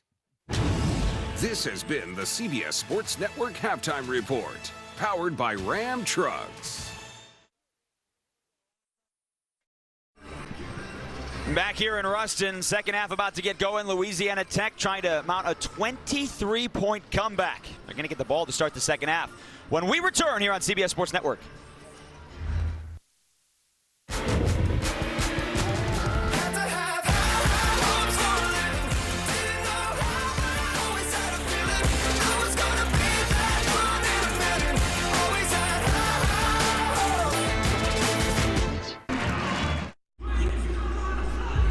Western Kentucky built a 23-0 lead late in the second quarter, but Louisiana Tech's going to get the ball here to start the second half on some momentum drives towards the end. Jason Horowitz, happy to be back with Ross Tucker. Happy to have you back with us here in Ruston. Ross, I mean, it was 25 minutes of all Western Kentucky, but then an interception thrown and a safety taken on a blocked punt, and all of a sudden the momentum has totally changed. Well, that's the beauty of college football. Momentum is a very real thing, and Western Kentucky started to make some mistakes that you just can't make when you have a lead like that. Let's take a look at the first half stats brought to you by Tostitos. Again, statistically even, but most of that 141 for Louisiana Tech in terms of yards, in fact, all of it was in the second half because they had -4 yards in the first quarter. It was 23-0, and it felt like we just blinked our eyes. And the next thing you know, it's 23-12, and the Tech Bulldogs have a much better chance now. I mean, it was looking like they were going to get run out of their building on senior day. Now they are only down 11, and they get the ball. Mike Sanford coming into this game, he's had a lot of trick plays. They've had a lot of creativity. How do you get this team to regain composure after how well this started? Well, I think you just remind them of how you started. Remind them that they were the better team for much of the first half and just say, look, fellas, if we just don't make those mistakes, we're still probably leading 23-0.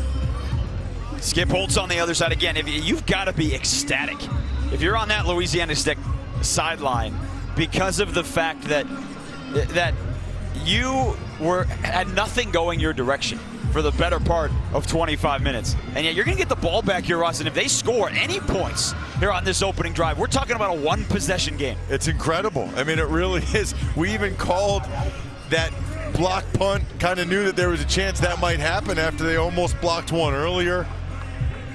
And you also have to wonder if something's in the back of Western Kentucky's minds. Now, it was all the way back in week 2. But Western Kentucky had a 21-0 first quarter lead against Maine, a school out of the FCS that's in the FCS playoffs, and they lost that game by a field goal. You wonder if at any point that starts to creep in. Right now it drills it through the back of the end zone. Let's go back to those first half highlights. Again, this couldn't have started off worse for Jamar Smith. After Western Kentucky scored, this is the first play from scrimmage. Right, and in fairness to him, his receiver stopped his route. Key gets the interception, and then Duncan was able to find Myquan Dean on the bootleg, and Western Kentucky was rolling. But then, late in the half, Stephen Duncan trying to throw the ball away, not able to do it. Amik Robertson gets the pick, and then Israel Tucker comes right into your living room for the first touchdown. That really started to get Louisiana Tech going a little bit.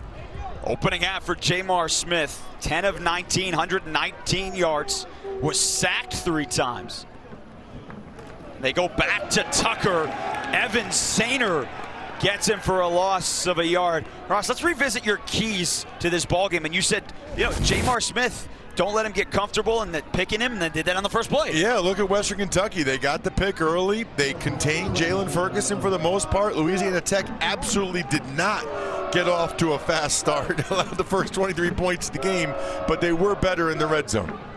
That was their big issue last week against Southern Miss. Got inside the 25 times, but only had 2 touchdowns out of that. Pressure, bubble screen, Hardy avoids a couple of tacklers, and Adrian Hardy chased from behind. He gets out to the 35 and a first down before Jawan Jones made the stop. And we've got an injured offensive lineman. That is Michael Rodriguez down back at the 20-yard line. Terrific play by Hardy, but now you worry about Rodriguez, a senior, playing in a senior game. One of the 21 seniors that was introduced. And the coaches told us yesterday they think he might get into a camp. Dugas gets more of the credit. You see him just try to make the cut block there, and his helmet got hit in the knee.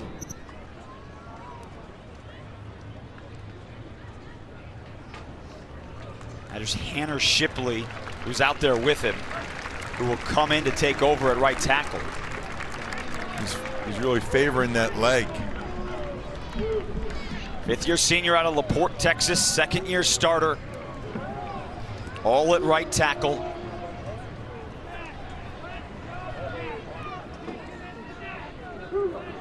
And that's problematic too, because they don't have a ton of depth on the offensive line. They've had some issues on the offensive line this year. Smith back to the air on first down. Finds Scott, who found a pocket, and carrying Cray out to the 49 and still going. Powerful after the catch for George Scott. And you just feel like Louisiana Tech at halftime said, you know what, we can do this now. We're only down 11. Jamar Smith with a couple good throws here to start the second half, and the Bulldogs are already in Hilltopper territory. And remember, no Teddy Field, no Rasheed Bonnet, two of their three leading wide receivers. So George Scott, who came into this game with only 5 catches on the year, has 2. Jamar back to the air. Blitz comes, he's drilled as he throws, and he's got his receiver. Hardy inside the 10. Wrestled down by Green at the 5. Ben Holt drilled Jamar Smith, who stayed in the pocket and hit a big throw. And Jamar Smith's going to have to come out of the game for a play because his helmet came off. This was the throw of the game so far. Watch how hard he gets hit and still delivers it. I mean, he got absolutely walloped, but still able to deliver the ball to Hardy. Jamar is one gutsy kid. Wow. Now, you can take a timeout and get him back in the game, but I don't know if this early in the third you'd want to do that. So Weston Elliott, who began his career at Blinn Junior College, is coming in, and he's handing off. And Israel Tucker takes it to the 2, and now Weston Elliott is coming off the field.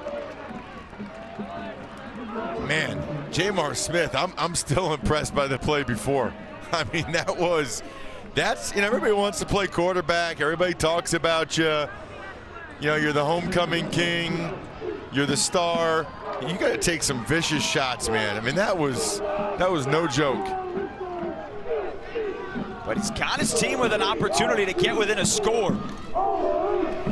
Hands off again, and Tucker didn't have any space. Darting off the edge, made the tackle, so here's 3rd and goal from the 3. Nice job there by Clayton White, the defensive coordinator for Western Kentucky, calling the blitz from Darden, who's kind of a linebacker safety hybrid off the edge, able to come in and make a play, bring up 3rd down here.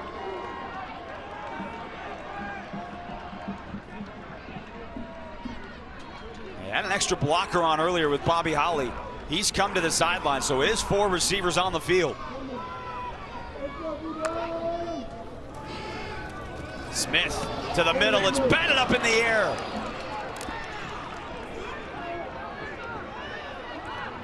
Juwan Jones, I think, the redshirt freshman DN, I think is the guy that got a hand up on. He's fired up about it. This could be a 4-point play by Jones, just getting that hand on the football. Skip Holt's going to go for a field goal to make it a 1-score game. 23-15 makes it a 1-score game. I agree. You have some momentum. You got to make it a 1-score game when you go all the way down here. Hale connected right before the end of the half, and he knocks it through from 20 yards as well, but we'll call that a win for the Hilltoppers defense because they were backed up inside their own end zone, and Louisiana Tech settles for the field goal. CBS season continues tomorrow with a doubleheader first. No love lost when the Patriots meet the Jets. Then it's the Steelers in Denver to take on the Broncos. Day kicks off with the NFL Today presented by Jeep at noon Eastern. JB in the game will get your day started. Tom Brady all time against the Jets. And I got to be honest, Ross Tucker, I was shocked that he's lost 8 times to the Jets. I did not realize he's lost 8 times. Well, you know, I think Mangini got him once or twice. Rex Ryan got him once or twice. And even Herm Edwards probably way back in the day. The Jets have had some decent teams. Also, the other number that stands out, 34 times he has played the Jets. Yeah, that's incredible. Yeah. I guess you get that when you have a quarterback who's over 40. Seems like he moves better now than he did when I was there back in 2005 and 2006. It's the Pilates. Hale to kick it away, and a fair catch called for. Again, that's the new rule here this year in college football. We'll still look at it in the offseason and decide what they're going to do with it. Louisiana Tech, speaking of the NFL, Jalen Ferguson, a guy last year who was, talked about as a 3rd or 4th rounder, came back, wanted to be the first to graduate, has decided to do that. came back, graduated yesterday. They had the ceremony because they're on the quarter system. And Ross, he has a half sack today, so 42.5 career sacks, now 1.5 behind future Hall of Famer Terrell Suggs for the all-time sacks lead in FBS history. But he has been quiet today. I mean, you look where he is. He did get the half sack, but there hasn't been a whole lot of pressure from him. He got in on another tackle, but overall, Western Kentucky's doing a pretty good job on him. First play of the second half, Duncan. It's a little curl route. Couple of yards for Quinn Jernigan. Emmanuel Turner out there to make the tackle. Emmanuel Turner has had as big of an impact today as Jalen Ferguson has. He's had a bigger impact. I think Turner has made more plays so far in this game than Ferguson has. He's been excellent, and the coaches told us they think he has a chance to get drafted late. 5 tackles, half sack for Turner. Duncan to LaFrance out of the backfield, and Robertson makes the tackle. Washington comes to clean it up, but Amik Robertson, who really started to change things in this ball game because he had the interception. This guy is a terrific player. Watching him last week against Southern Miss, so far in this game, he had the pick. He also stripped the ball from Duncan after that in the first half. He was the one that ripped it out. He's only 5'9", $180, but he can fly, and he's very physical despite being undersized. I love him. This feels like an enormous third down for Western Kentucky. Had a 23-0 lead. It's a one-score game with 10:45 to go in the third. Ferguson, double team, pressure comes, throws it over the head of Mike Wandine. Ferguson got the pressure, and Duncan had to get rid of it, and it'll bring up fourth down. One of his most effective rushes of the day. He's got long arms, does a terrific job. Watch a power rush there. Just gets his right hand in, turns out. They're even trying to chip him with a 230-pound running back, and he still was able to impact Duncan to the point where Duncan has to move. And that right there, there's nothing on the stat sheet for Ferguson there. You know, no sack, no hit on the quarterback, but he affected that play. Ranella gets that one off. Remember, his last punt was blocked and went through the end zone for a safety. This one takes a bounce. It's only a 34-yard punt. Louisiana Tech has a chance to tie here in the third.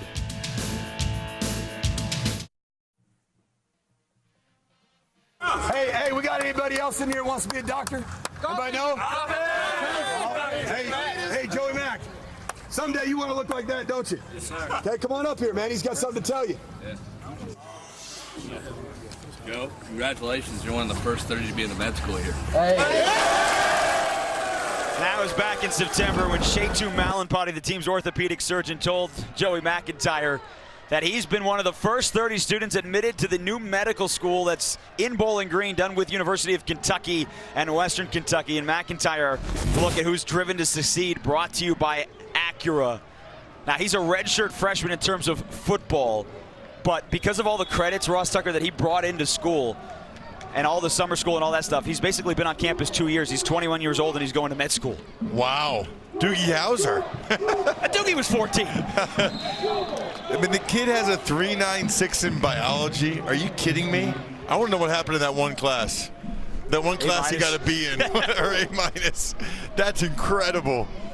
I didn't even look in the biology classes. And he still has football eligibility, but the reality of medical school and football, they don't kind of mix. So this is his final game for Western Kentucky.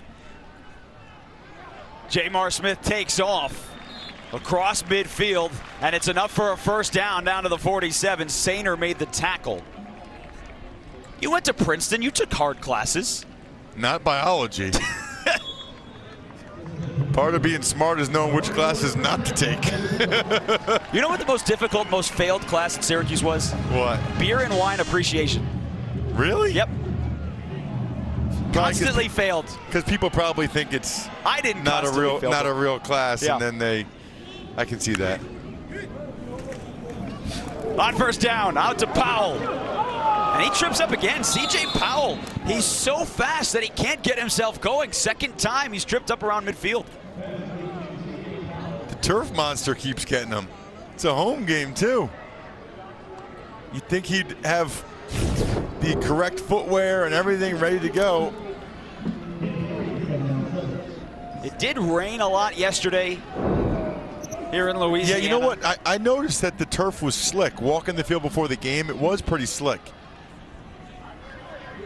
Did pick up 3, though. Second down. Blitz comes, picks it up. This time he finds Powell on the out to the 40, a couple of yards shy. DeAndre Ferris making the tackle. And so C.J. Powell, Ross, that's his 4th catch of the day. He came in with just 10. Yeah, and they're going hurry up here. Usually they got a play they want. A lot of times it's just quick inside zone. And that's exactly what they do. Jaquise Dancy has 3 and has the first down. So I always think the defenses should be better against that, because when they just hurry up like that, they only have a few plays that they can call. Hurry up again. Smith wanted to take a shot. He still does. 2 receivers there, and he missed them. Alfred Smith, Adrian Hardy were step for step with each other, almost like a defender trailing the receiver, and Smith overshot both. Back-to-back play calls there. Out of the no huddle, hurry up. Jamar Smith really did well there just to get that ball off. There was pressure from D'Angelo Malone. He stepped up just a little too long. And you should never have 2 receivers running right next to each other. I don't know who was wrong, but somebody was.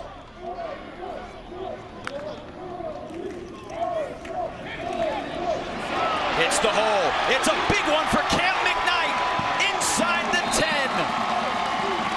Key dragged him down, but McKnight with a 29-yard run. Louisiana Tech is starting to win the battle up front, and they're going right back on the football again. Inside zone to the left, and their linemen are winning. Back to McKnight. More of their powerful back. Holt wrestles him to the turf. Ben Holt, who came into this game with 107 tackles, 3rd in Conference USA. McKnight's the guy they like to use sometimes as a wildcat quarterback in short yardage. Now they're going to slow it down a little bit. Felt like they had the Hilltoppers on the run. They're not letting them substitute, though, but they are letting those D linemen get a breather. I would just keep going. And remember, they got down here on their last drive here to open the 3rd quarter. Had to settle for a field goal. Smith back to the air, open pocket. It's batted up, and Hardy can't chase it down. Adrian Hardy, been the go-to guy. DeAndre Ferris, team captain in coverage. Really nice job there by Ferris. Just a little slant route. Tries to undercut it. He did get a hand on it, I think. Or at least got his hand right in Hardy's line of vision, which made it very difficult for him to make the catch.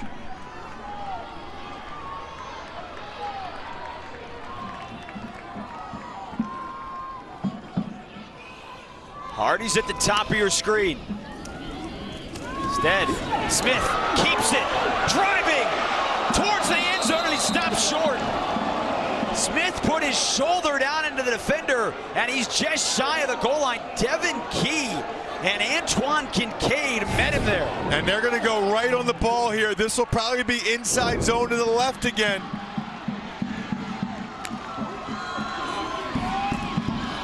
All kinds of problems, and they're not going to get it. Smith didn't look like if he knew he wanted to keep it or hand it off, and Cam McKnight was short, and now a flag flies. This will be a post-play infraction. Some type of unsportsmanlike conduct, but it's going to be Western Kentucky football. Terrific job by them knowing with Louisiana Tech going to the no huddle again that it was just going to be an inside zone handoff to McKnight. You don't have that many plays out of the no huddle that you can call that many runs. They knew this was coming. Split zone, and not a good job in the timing in the backfield. Alfred Smith was trying to come back and cut off the backside, but he kind of just got in their way. After the play, there's unsportsmanlike conduct on the offense, number 74. Unsportsmanlike conduct on the defense, number 15. Those fouls offset. It'll be first down, Western Kentucky. So one for Darden and one for Dugas. But Western Kentucky's defense holds. They have been up against it here in the second half, but they've only given up 3 points.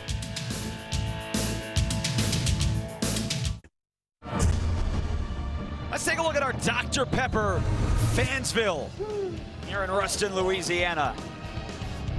Kind of quiet right now. I think they were excited. Second half was going. This team was down 23-0. Senior day, they were back into it, 23-12. But that Fansville there, Ross, is a little chill, a little on ice. Well, yeah, they are a little disappointed after what just happened right there. The defensive stand by the Hilltoppers. That's now twice they've been inside the 10 here in the third quarter, and they've come up with 3 points total. That was an issue last week against Southern Miss, and it's one of the reasons why it was one of our keys to the game. Hands off to Furby. Drags a tackler, and a great job to get 5 yards and give some space. And you mentioned inside the 10. Last week, Jamar Smith and company, Louisiana Tech, 5 trips into the Southern Miss red zone. They settled for field goals, couple of touchdowns. That was it. Today, 4 trips into the red zone, 1 touchdown, 2 field goals, and that 4th down play that they got stopped short.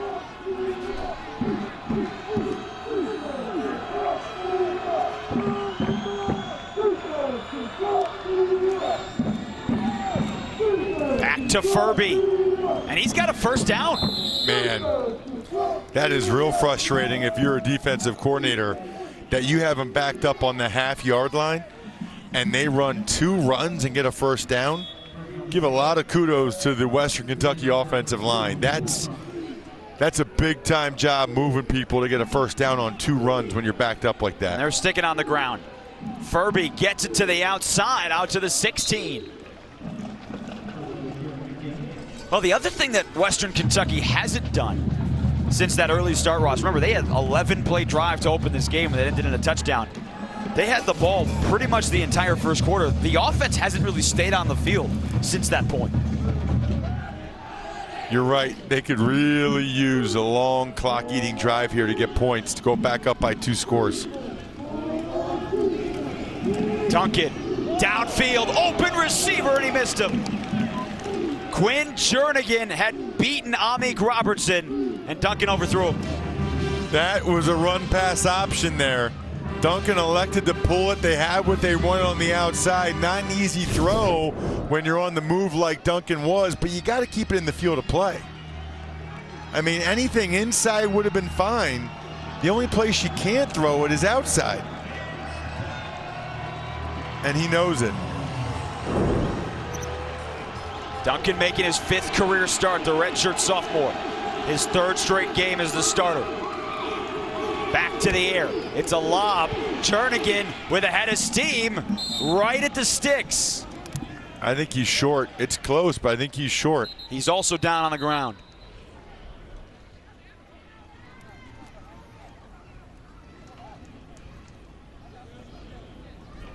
There was a big-time collision at the end of that play as Jernigan was fighting to try to get that 1st down.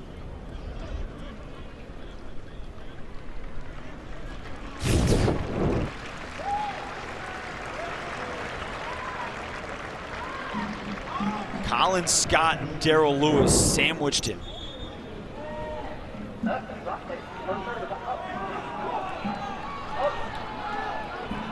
So as Jernigan is helped over to the Western Kentucky 10s.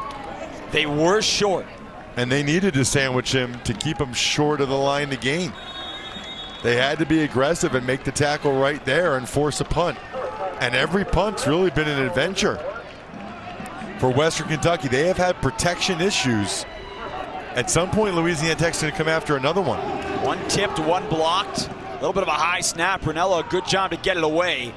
And a fair catch called for by C.J. Powell. And he called it immediately and then I think thought better of it and is disappointed because he had a lot of room in front. Missed opportunities. Can the Bulldogs change that here late in the 3rd?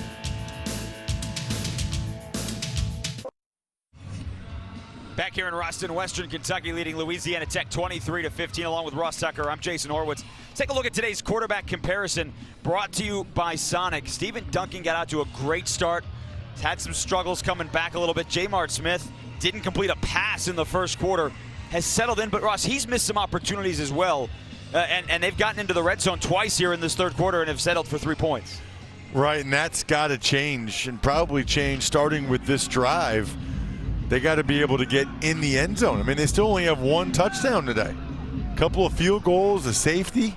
Western Kentucky's did a nice job stiffening when they've had their backs up against the wall. Back to the air. 29th pass of the afternoon, and Hardy snags it. And Adrian Hardy to midfield on his 7th catch of the day for 115 yards. Adrian Hardy is over 1,000 here in his redshirt sophomore year. He was really fun to watch last week against Southern Miss. Even in pregame warmups, you just see how natural everything is for him. You know, he just knows exactly, as Jamar Smith did a nice job stepping up in the pocket, knows exactly how to attack the football. Other direction. C.J. Powell gets the corner, and C.J. Powell quickly gets 13 yards. And maybe most importantly, he didn't slip. You know, one of the first times today, C.J. Powell, who's got good moves and good speed, was able to use them. Twice today on a screen, falling on the turf. Well, they haven't had a problem moving the football here in the third quarter. It's finishing drives. Another completion to Powell.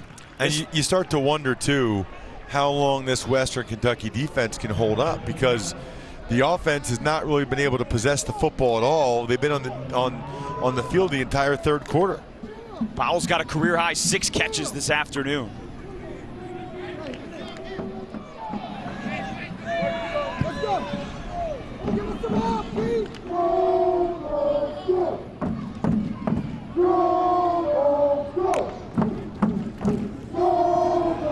Slant that's behind Powell. Kincaid coming in to make the breakup. 3rd and 5. Yeah, it was a run pass option, so typically you run, or at least fake the run one way, and then throw the slant behind it, and the guy you're reading is that backside linebacker. If he plays run, the backside slant should be there. If he sits on the slant, then you give the ball. You're really only ever reading one person.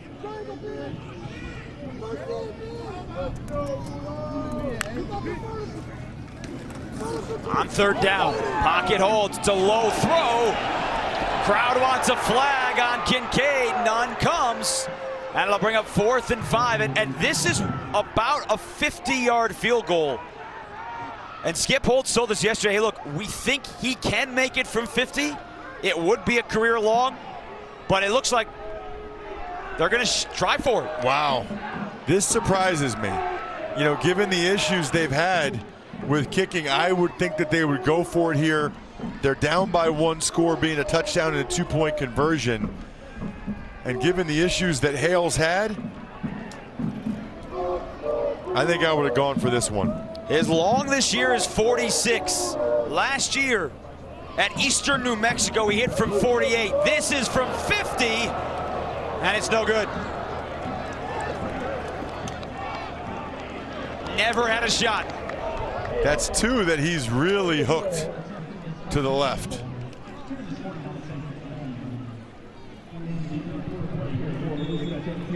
If you're on that Louisiana Tech sideline, Ross, you trailed this game 23-0, and you've had every opportunity in the world, frankly, to have the lead. Yep.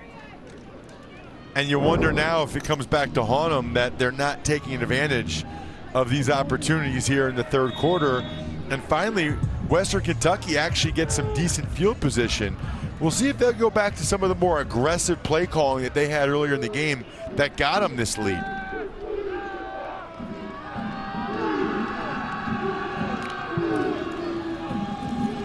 Jernigan is back out there for Western Kentucky.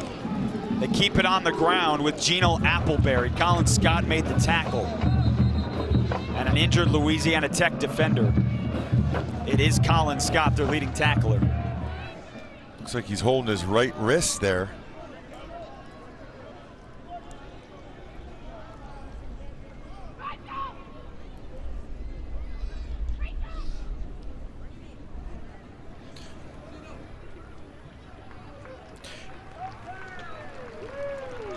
You know, sometimes I can't speak to Colin Scott. You'll see him come in from the left side here. And his right hand, ouch. Oh, that's such a bad feeling. His hand was on Appleberry, and one of his teammates came in, and their helmet hit him right in the hand. That hurts. I have been there. I'm always surprised that doesn't happen even more. It's a great point. Duncan keeps it himself and slides, but he started his slide at the 41. So he gave himself up after a couple of yards. So 3rd down and 2 coming up here for Western Kentucky. Yeah, that's one where I think Duncan, at his size, 235, 240 pounds, and if he's able to dive forward and get that first down, they could really use that right now. And there wasn't anybody else coming to hit him, but twice he started his slide late and gotten hit really hard. He's gotten blasted. I think he's kind of tired of that. I don't blame him. He has picked up personal fouls on that, though. On 3rd and 2, the handoff inside, and Samuel almost broke that, but he did pick up enough for the first down. Derman, who came on for Colin Scott, made the stop. With 1:40 to go here in the 3rd quarter, the Hilltoppers keep the drive alive. 2-9 into this ball game. A season that began 1-9. They beat UTEP last week 40-16 at home. Defense had 5 interceptions in the first half. And here today, the defense has given up yards, but they have really held and kept this offense going. Samuel has the big hole. Joshua Samuel down to the 37. And that is just one of my favorite plays in football. That is strong side power. You pull the backside guard, he kicks out, fullback up into the hole, and everybody on the front side is blocking down. The running back, a lot of times there, he doesn't even move laterally at all.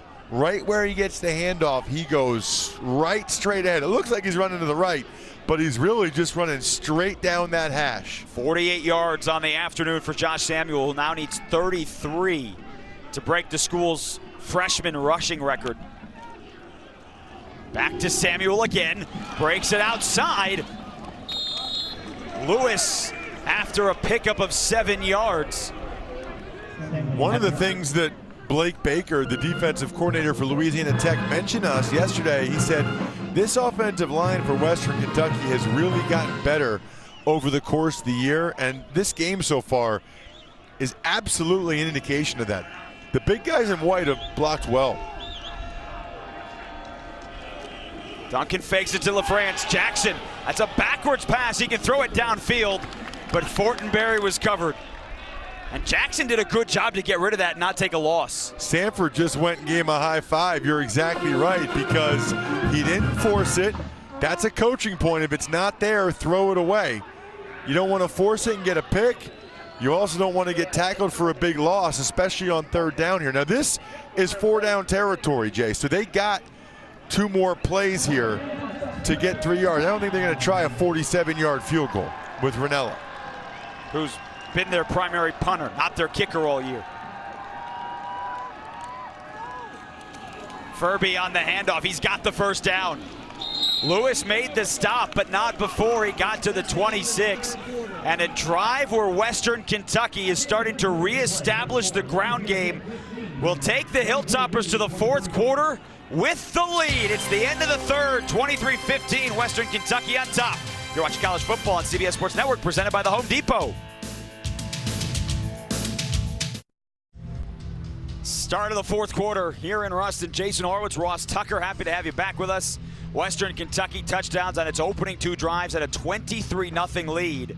Louisiana Tech field goal in the 3rd, but really should have had a lot more than that as we take a look at the AP poll powered by Ram Trucks.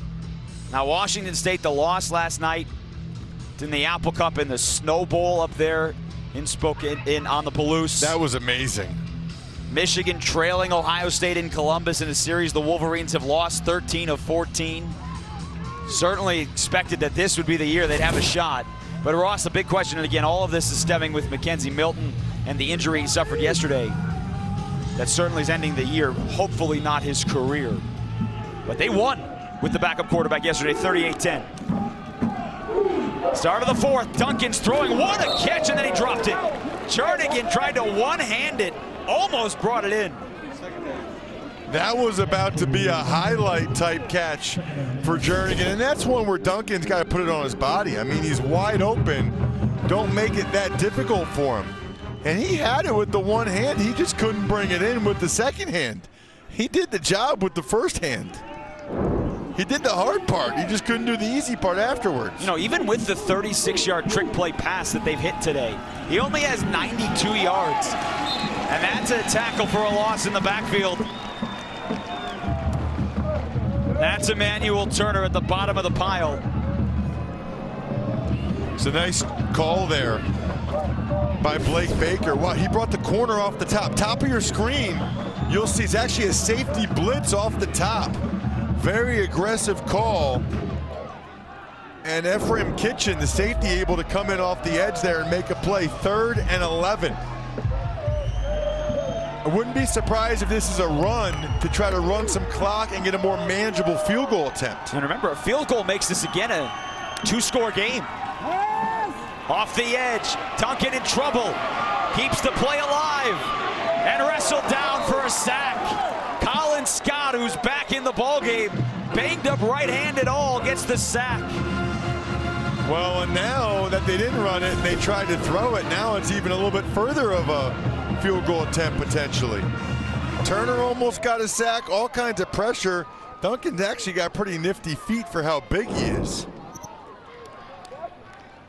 So 46-yard attempt. And this is right at about the limit. Mike Sanford told us during the week about a 45-yard field goal. And look at this. That's not Ranella. That's Ryan Nuss, who is their normal kicker, and Skip Holtz doesn't like the look of any of this. He's going to take his first time out. Now, Ryan Nuss has been their kicker for a good portion of the year. More of their short kicker. Alex Ranella has gotten the job because they've just had so many inconsistencies with Nuss. And Nuss is not their 46-yard kicker. And Nuss was not happy because Nuss wanted to run whatever fake they were about to run. But if nothing else, Sanford's ingenuity on the Western Kentucky sideline forces Louisiana Tech to blow one of their timeouts. Can you pooch it from the 29? You can, but I wouldn't do that.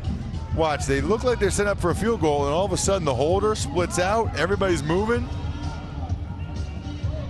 And the move would have been to throw it out to the left, but they're still not going to get 14 yards there to get the first down on 4th and 13.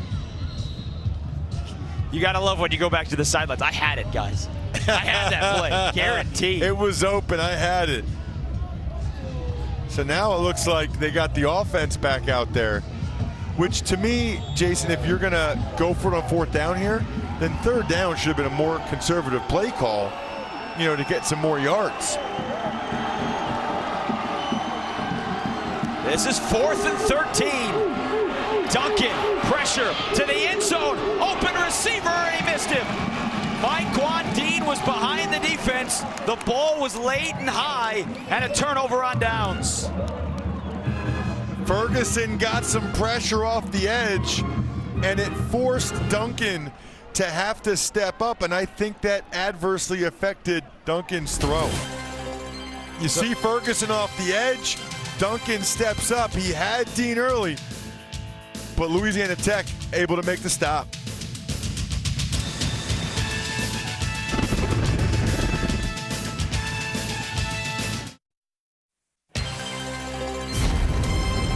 College football on CBS Sports Network is sponsored by Ice Cold Dr. Pepper, the official drink of Fansville. By the General Insurance. Get a free anonymous online quote now. And by Acura. Precision crafted performance. Jordan Bradford, Jalen Ferguson, 2 of the 21 seniors honored before this game here today. On senior day graduation yesterday for 5 players, as well as team manager as well, those that haven't already graduated. And then they spotted Western Kentucky a 23-point lead early in the second quarter and have been trying to battle back since. That's a great throw. Alfred Smith with the grab. And to Corian Darden on the coverage. Maybe the best throw from Jamar Smith. Really nice throw by Smith there on the crossing pattern, and it's huge that Louisiana Tech didn't give up any points there to keep this a one-score game. Quickly to the air, back to C.J. Powell. Out in space, and he's got 9 yards. Masai White with the tackle. Kind of reminds me of Dante Hall, the former Chiefs returner, the human joystick. C.J. Powell gets the ball in space, and as long as he keeps his footing, he's fun to watch. He's got 7 catches. Alfred Smith again, and no room. Roger Cray fought off the block to make the tackle. That was an incredible play by Roger Cray. I love this, because playing corner is not just about coverage. Playing corner, sometimes you have to fight off a block, you get a tackle, he fights off the block.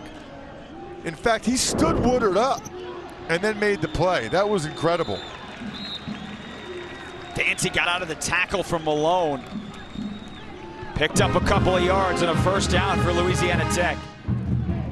Ross, this has been a struggle all year for Jamar Smith in this offense. 25 points a game, and here in the time under Skip Holtz, they're used to being an offense that scores around 35 or 40 points a game.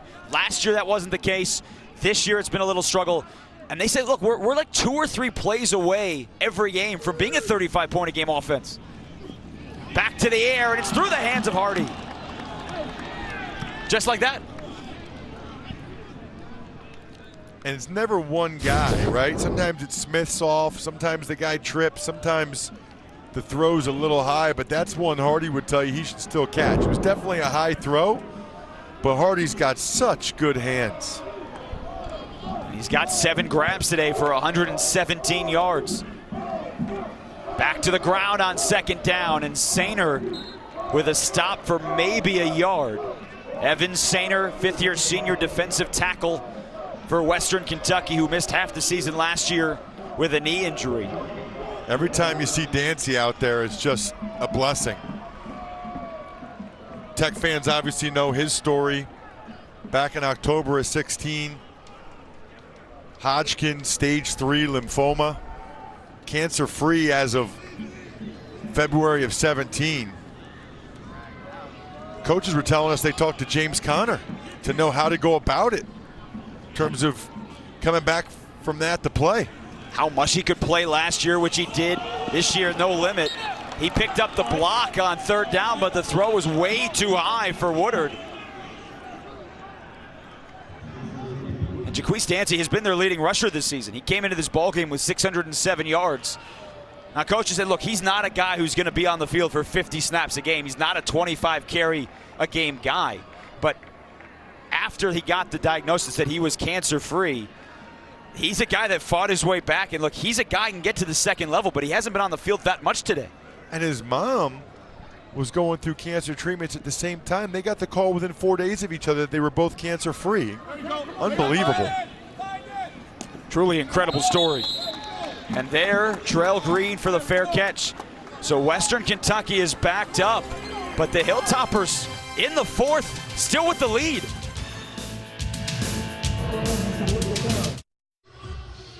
Coming up next, CBS Sports Network brings you more college football. We'll move to the American. SMU trying to become bowl eligible, taking on Tulsa.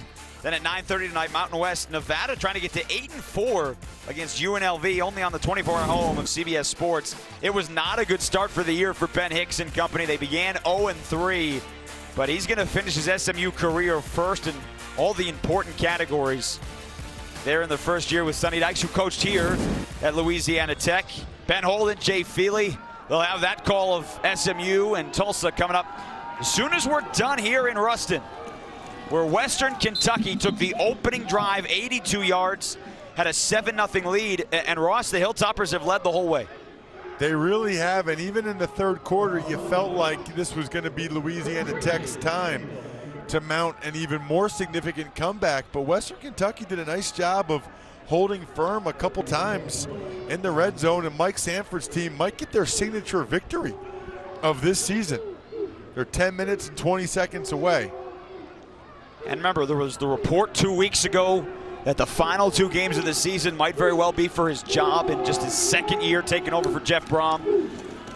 They beat UTEP last week by 24, and it's been a very impressive performance as Samuel close to the first down, out to the 12, about 2 yards shy, and that's another injury. That's Davon Washington, who has been in and out of the tent on the La Tech sideline, and he's reaching for his right ankle. Been a rough day for both teams, especially Louisiana Tech. A number of their defenders in particular have gotten banged up.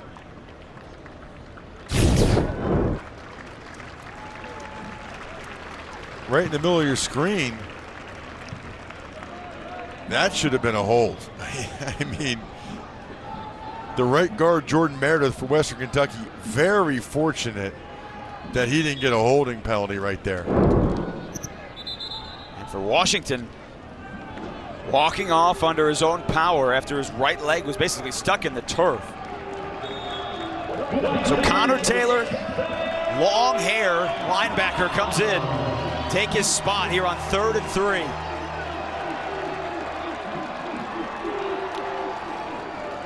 Duncan follows his blockers, and Duncan has the first down. They've done that 4 or 5 times today, and Stephen Duncan gets the 4 yards necessary, and they'll keep the football. Such a weapon in short yardage and at the goal line to have a quarterback that can run with some power. Stephen Duncan bounces off a couple of tacklers there on the weak side counter play with the guard kicking out, the fullback up into the hole. You see Cam Newton do that all the time at the NFL level. Duncan's not quite the athlete, but he's got a big body and he gets the tough yards.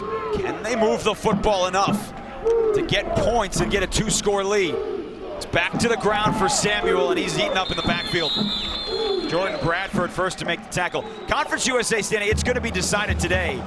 UAB already knows that it has clinched its first trip to the Conference USA remarkably 2 years after they didn't have football. On the other side, FIU knows they will play UAB if they beat Marshall today. If not, and Middle Tennessee beats UAB, then Middle Tennessee will have a rematch next week with UAB, a game you can see right here on CBS Sports Network, 1:30 Eastern. That's the other thing, too. Tech wants to win this game so that they finish in second place. They don't want to be in a tie with anybody. Well, they don't want to finish the year with back-to-back losses either. No. Duncan pitches. Samuel runs. Just a yard shy of the first down. Amik Robertson making the tackle. The Louisiana Tech coaches here are calling for a hold. Watch the block by the receiver right there at the point of attack. I think they thought Myquan Dean, the tight end, might have been holding as well. You know my philosophy, though, Jason. It's only holding if they call it. It's true. Think about that. It's only holding if they call it. Otherwise, it's just a block that should have been called holding. Yes. Otherwise, it's a terrific block. Job well done. So 3rd and short again. Inside of 8 minutes to go in the 4th. The give to Furby over the pile, and it's a first down. Now back to the standings here and what's left for the Conference USA to get to the championship next week here on CBS Sports Network. Again, UAB already has clinched the division. They will host with the win at Middle Tennessee. FIU will play in the championship game if the Golden Panthers beat Marshall, which kicks off in just a little bit. And then Middle Tennessee also hoping for an FIU loss, have to beat UAB. But it really has been a remarkable season for the Blazers, Ross. The Coastal Carolina loss, a little one of those scratch your heads, but the defense has been outstanding, and the only other loss this year for UAB, which hasn't been in conference, was Texas A&M last week. Well, it's incredible. I mean, to lose to Coastal Carolina, and that game wasn't even close, and then run the table in the conference is ridiculous. Bill Clark and his coaching staff, I can't even fathom how they were able to do that without having football for a couple years. His name certainly being thrown around for some of those job openings that are going to be there here as we're approaching that part of the season. Les Miles hired as the head coach of Kansas last Sunday. But that'll be for when this year is all said and done, coming up in the next couple of weeks. Western Kentucky doing a nice job right now, shortening this game. They have an 8-point lead. They're waiting until there's less than 5 seconds on the play clock to snap the ball. They'll do it here with 6.5 to go in the ball game. Duncan gets the block from Fortenberry, but he's tackled from behind. Jalen Ferguson who really hasn't had a massive impact in this ball game. Stopped him for about a yard. You know, in fairness to him, he has had a couple of really nice rushes that just haven't led to sacks, but this time he's able to play inside of the block of Fortenberry and then come back outside and make the tackle. You know, it's not just rushing the passer at the next level. You got to prove you can play the run as well, but this is what he does best. 3rd and long. Let's see what he can do at the top of your screen against Hal. He has 7 tackles on the day and a tackle for a loss with a half sack. La Tech had too many guys. Yeah, they called the timeout before that was snapped. Connor Taylor was running off the field. They had too many guys out there. And that's the 2nd timeout taken here in the second half, which is totally by mistake. Both of them. They're left with 1, down by 8.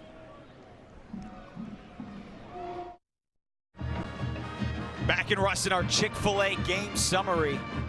23-15, Western Kentucky leading Louisiana Tech.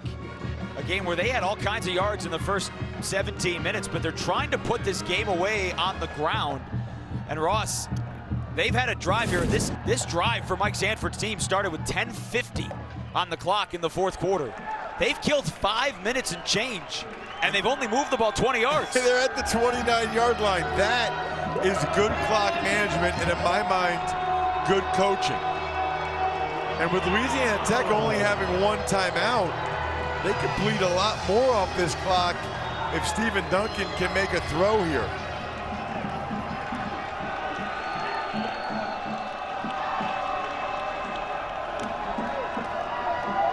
He's gonna take off right into the arms of Jalen Ferguson.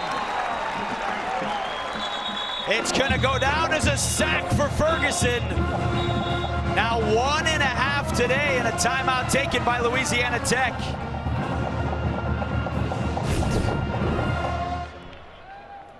Ferguson comes inside. It's a quarterback draw. Their 3rd full timeout. And Ferguson Please reset the game makes the play on an inside stunt.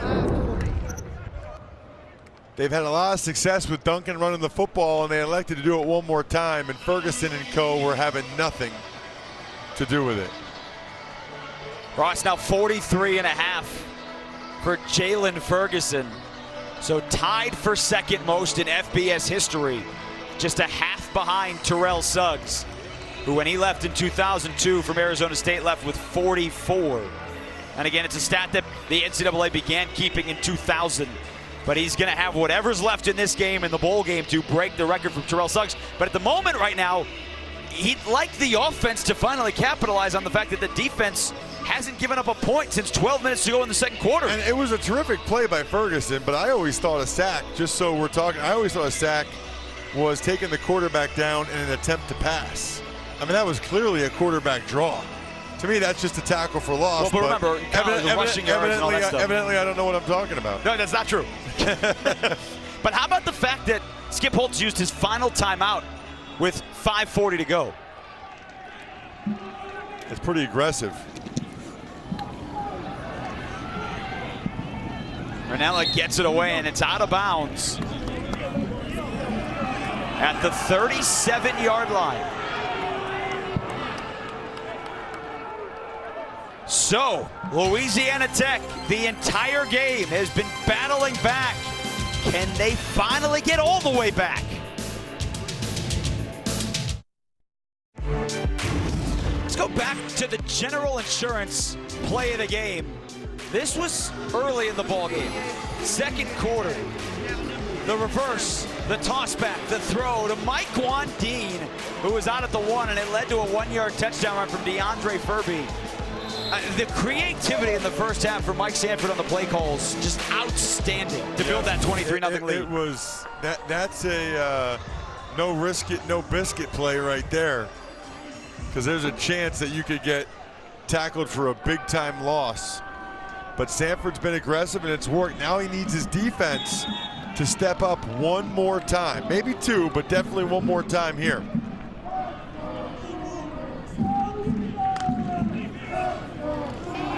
Off the edge. Smith gets away from the pressure. Racing away from defenders and out of bounds. Made something out of nothing. Jamar Smith picked up 6 on the run. D'Angelo Malone had a pretty good rush, and then Jamar Smith couldn't find anybody. As soon as he put the ball in the left hand there, one-handed with the left hand, you knew he wasn't going to throw it. Unless he was going to do the Patrick Mahomes left-hand pass. Powell dropped it. Would have been enough for the first down, but C.J. Powell, who has had a career game with 7 catches, dropped it. Here comes 3rd and 4. By the way, Marshall has already beaten FIU. So if Middle Tennessee can beat UAB in Murfreesboro, it'll set up a rematch next week for the Conference USA Championship game between UAB and Middle Tennessee in Murfreesboro. If the Blue Raiders lose, it'll be FIU at UAB next week right here on CBS Sports Network. Smith doesn't see the blitz coming, and he's sacked. Drell Green all the way back to the 35, and it's 4th and 12, 5 minutes to go. Louisiana Tech, no timeouts left. They come with the blitz, and Drell Green comes scot-free. They had no answer for him. It didn't look like he was supposed to get picked up in the protection. Safeties usually aren't. So that's on Jamar Smith and his receivers. And they're going for it here on 4th and 12. Wow, I don't know about this. Blitz comes. Smith hangs in the pocket, fires short, and it's incomplete.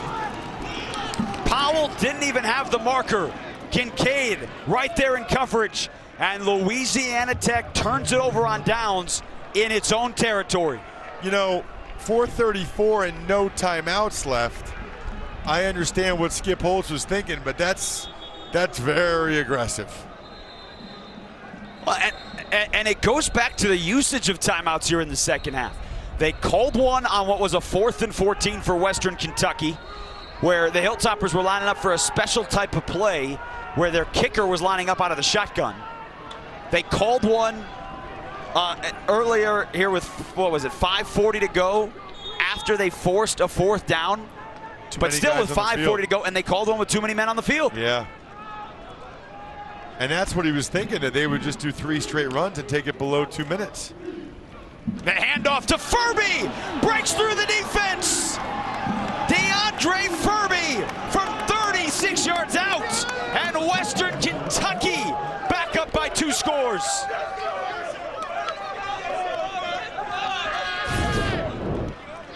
This is just an inside zone blocking scheme.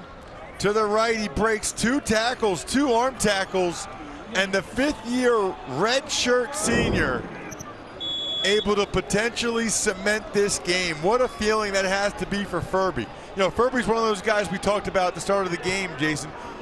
There's a decent chance he never puts a helmet and shoulder pads on again. What a way to end it. DeAndre Furby, 11 carries, 67 yards, and 2 touchdowns. A week after he had 69 yards and 2 touchdowns at home on his senior day in Bowling Green against UTEP.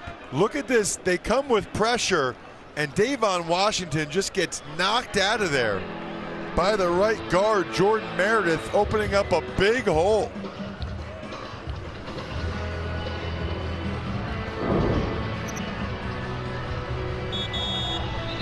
You know, we talked to Mike Sanford earlier this week, and he talked about the seniors playing for the seniors, the freshmen playing for the seniors, knowing that this is it for them. Forget about what his status is. Playing for them. They're the ones grinding in the offseason. They're the ones that lost 4 games by 3 points this year. His motto to the guys was very simple. It's not about me, it's about you guys. This is, for a lot of you, your last chance to play football. Don't worry about me. It's about us together getting 8 more quarters to play before that UTEP game.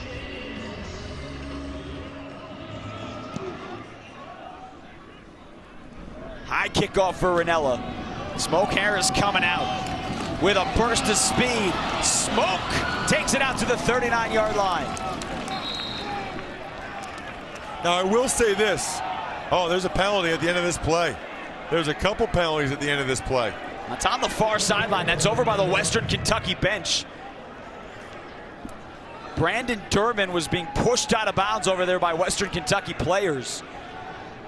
And for both teams, this is absolutely not what you want to see.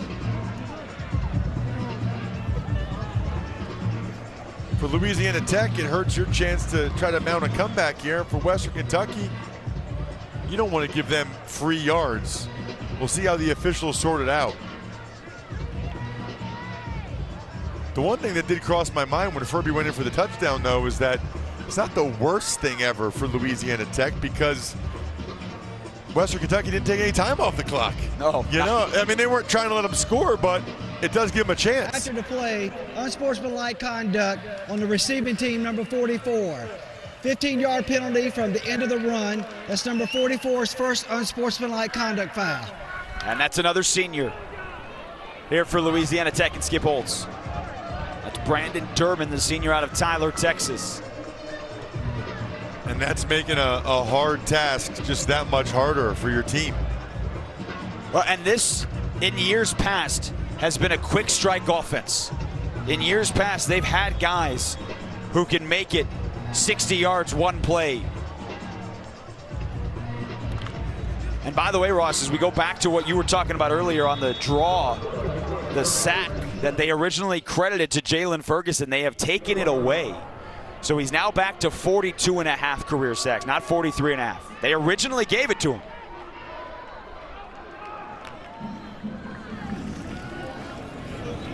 Smith fires over the head of Powell. And again, at some point you wonder too, Louisiana Tech playing without two of its best three receivers. Teddy Veal warmed up, hamstring issue all week, hasn't been able to go.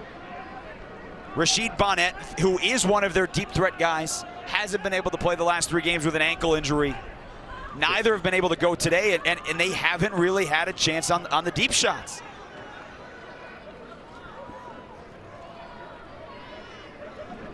There's Teddy Veal over on the sidelines.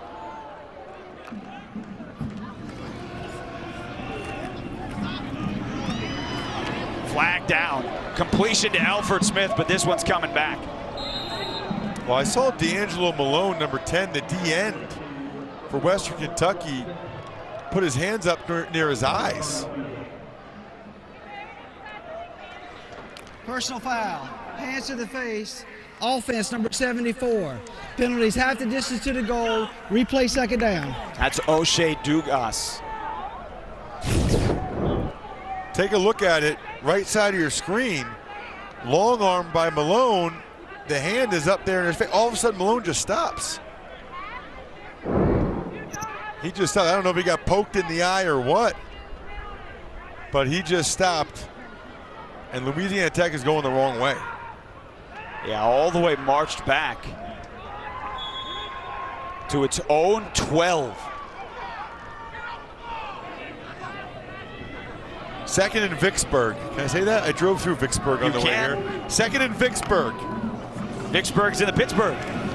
Second and 22. Smith is hit from behind and loses the football. D'Angelo Malone, who drew the penalty, now has the sack. And Jamar Smith lost his helmet. He's going to have to come off for this third down play. Yeah, you know what? You don't want to be the quarterback that comes off the bench for 3rd and 1,000,000. D'Angelo Malone working against the backup right tackle, a little in and out move. He's only a true sophomore. He is a really special player. And the redshirt freshman, Juwan Jones, on the other end. Yep. And with guys like Ferguson and Zimenez from Old Dominion going to the pros, these Western Kentucky guys could be the next men up. Weston Elliott, he's the one that has to come in. Alfred Smith makes a move. Still on his feet. Alfred Smith out to the 33. He picked up 28 of the 29 needed. And so on 3rd down, Weston Elliott wants to stay in on 4th down. That was close. And I think the crowd's booing that they're putting Jamar Smith back in the game. What else could they be booing? It's not the spot. Certainly not that. He was definitely short. He was very close, by the way, to breaking that. There have been some frustrations here this year with Jamar Smith. Some of the inconsistencies to the air. Wide open receiver. Israel Tucker out of the backfield and across midfield. They convert what was 3rd and 29, and they still have life. Weston Elliott giving them some life. If they come back to win this game, Weston Elliott's the player of the game. 3rd and 29, man. Remember, no timeouts for Louisiana Tech. Down 15. Smith, quick pass. And Hardy quickly steps out of bounds. And Louisiana Tech, I don't care. They need to go back on the football as quickly as possible. Western Kentucky, those D linemen look gassed up here. And the clock's going to run because it's outside of 2 minutes. So as soon as they get that ball set, there it goes.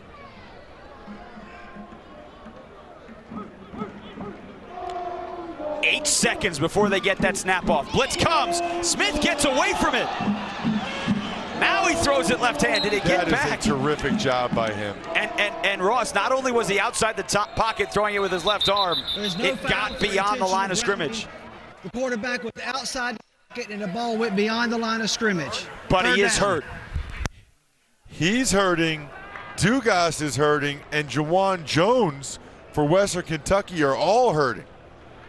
There was a collision behind the play that Jamar Smith ducked out of.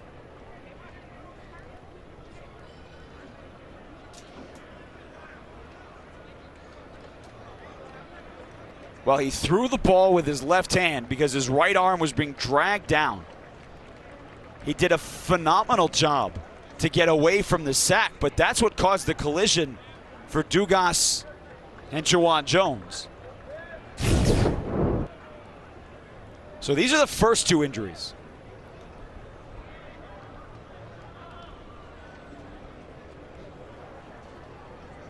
And then here's the one with Jamar Smith, D'Angelo Malone, and he just falls on his arm. So Dugas is up. Senior from Lafayette, Louisiana, walking back to the Louisiana Tech sideline. But Juwan Jones is still down for Western Kentucky.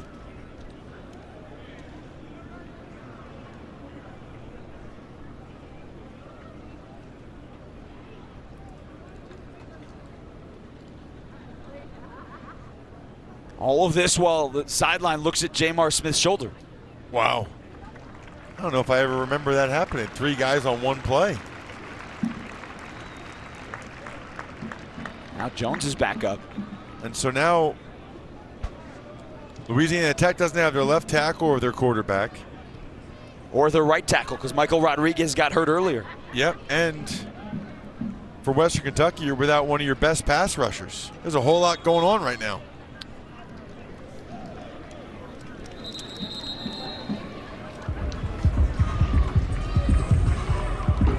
So Juwan Jones off the field, Jamar Smith off the field, O'Shea Dugas off the field, and he's in the tent.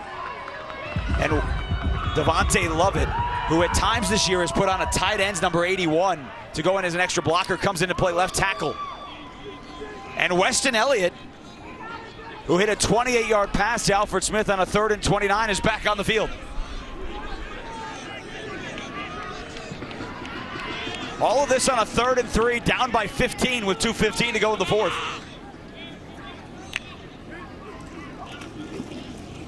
He hits Alfred Smith again.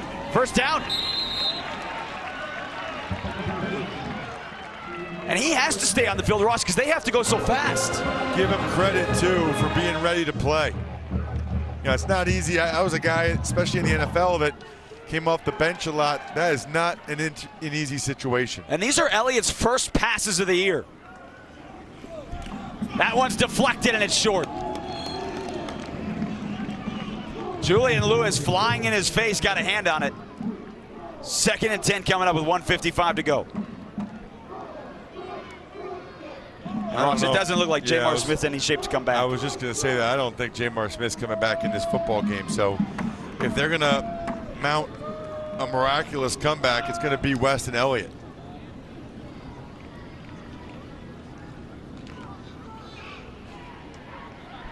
Elliott played in 4 games last year. Junior college transfer, a late recruit when a couple of kids had transferred. Getting his first action. He's drilled as he throws. It's complete to Woodard, and that's going to be targeting. He was hit right in the chin. Roughing the passer. Defense number 55. 15-yard penalty, automatic first down. That's Sainer. And you don't want to be giving away 15 yards like that. But again, if that's not targeting, what's the roughing the passer? Well, I don't know that there was contact to the head or neck area. But he hit him as he threw it, so what's the roughing the passer? We've had that a couple of different times today. It's a good question. There's no driving into the ground rule like the NFL, the controversy rule in the NFL. If I'm Mike Sanford, I'm upset about that one, if that's not targeting. And the clock stops on the penalty. Yes, that's key. Elliott to the end zone. Too far for Hardy. And you never know how many reps the backup quarterback gets, how much he's even worked this week with Hardy and some of these other receivers. Sometimes the backups are more comfortable throwing to the other backups. And some of those backups are the ones playing today because Veal's not playing and Bonnett's not playing. What a chance to get your first action of the year. Last regular season game, down by 15, backed up on your own 12, and a chance to drive them down and score. Going to the end zone again, jump ball, it's batted in the air, and a pass interference call coming. Wow. Takorian Darden was in coverage. I thought that was just two guys going for the football.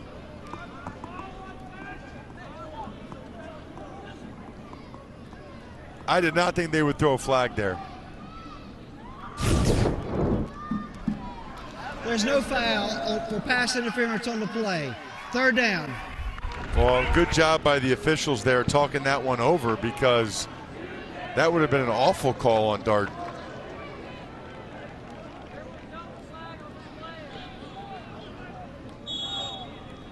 He did grab him as he was trying to turn, but yeah, it was a jump ball.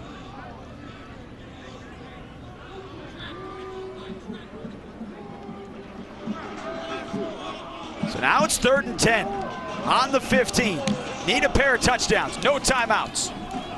Hit, it's short, and maybe 1 yard. Ben Holt. And they really need to hurry up now. There's no urgency.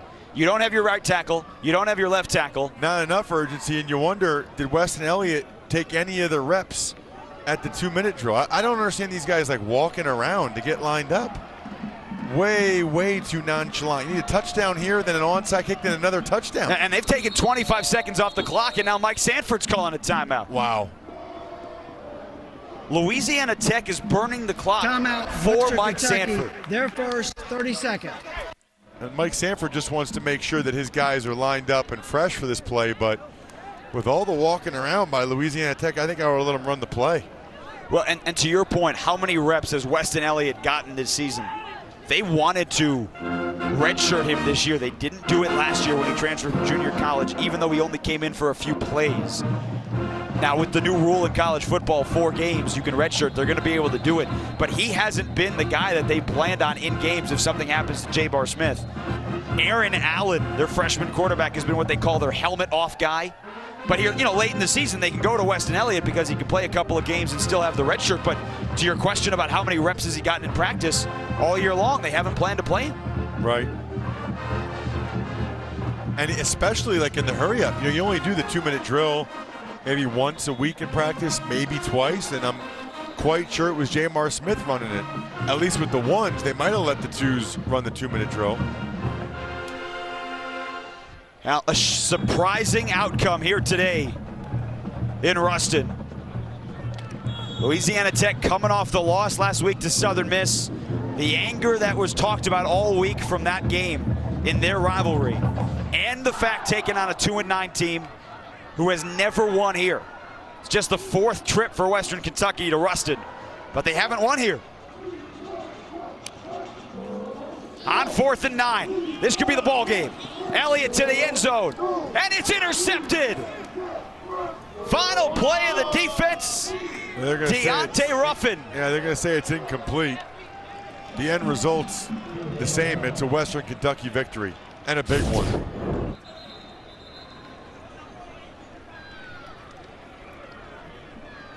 Elliott was hit as he throws it. I think that's an interception. Has the ball. No, I think he landed out of bounds. I don't think he got anything down in bounds. His knee, maybe. It doesn't matter. It matters to him, I can guarantee you that much. He wants the game. He wants to tell everybody he had the game-winning interception. Well, it also would have been his first interception. Yeah. For those of you tuning in for the SMU-Tulsa game, you're going to be able to find that online at cbssports.com/CBSSN as soon as it kicks off. And, of course, we'll get you there as soon as this one is over, which will happen in about 55 seconds. Ben Holden and Jay Feely will take you for SMU as they try to become bowl eligible against Tulsa. What a final 2 weeks for Mike Sanford. They were 1-9. They blew out UTEP because of a defensive effort, 5 interceptions in the first half. And Ross, the offense played well early, but the defense held. And maybe that was what the whole point of that report was about his job security, to spark the team to get a couple wins. Whatever it was, it worked. And Stephen Duncan, as Western Kentucky will go into the offseason trying to decide if they've got their quarterback. He wants to keep the football, I think. That's a big-time win for him. Tough kid who took really some hellacious blows in that game. Western Kentucky finishes the year with back-to-back wins. And Louisiana Tech's got a bowl game coming up, but they lose at home here on Senior Day. Final score, 30-15. Now for Ross Tucker and our entire crew, I'm Jason Horowitz. It's been a presentation of CBS Sports Network. After the break, we'll send it to Ben Holden and Jay Feely for SMU and Tulsa.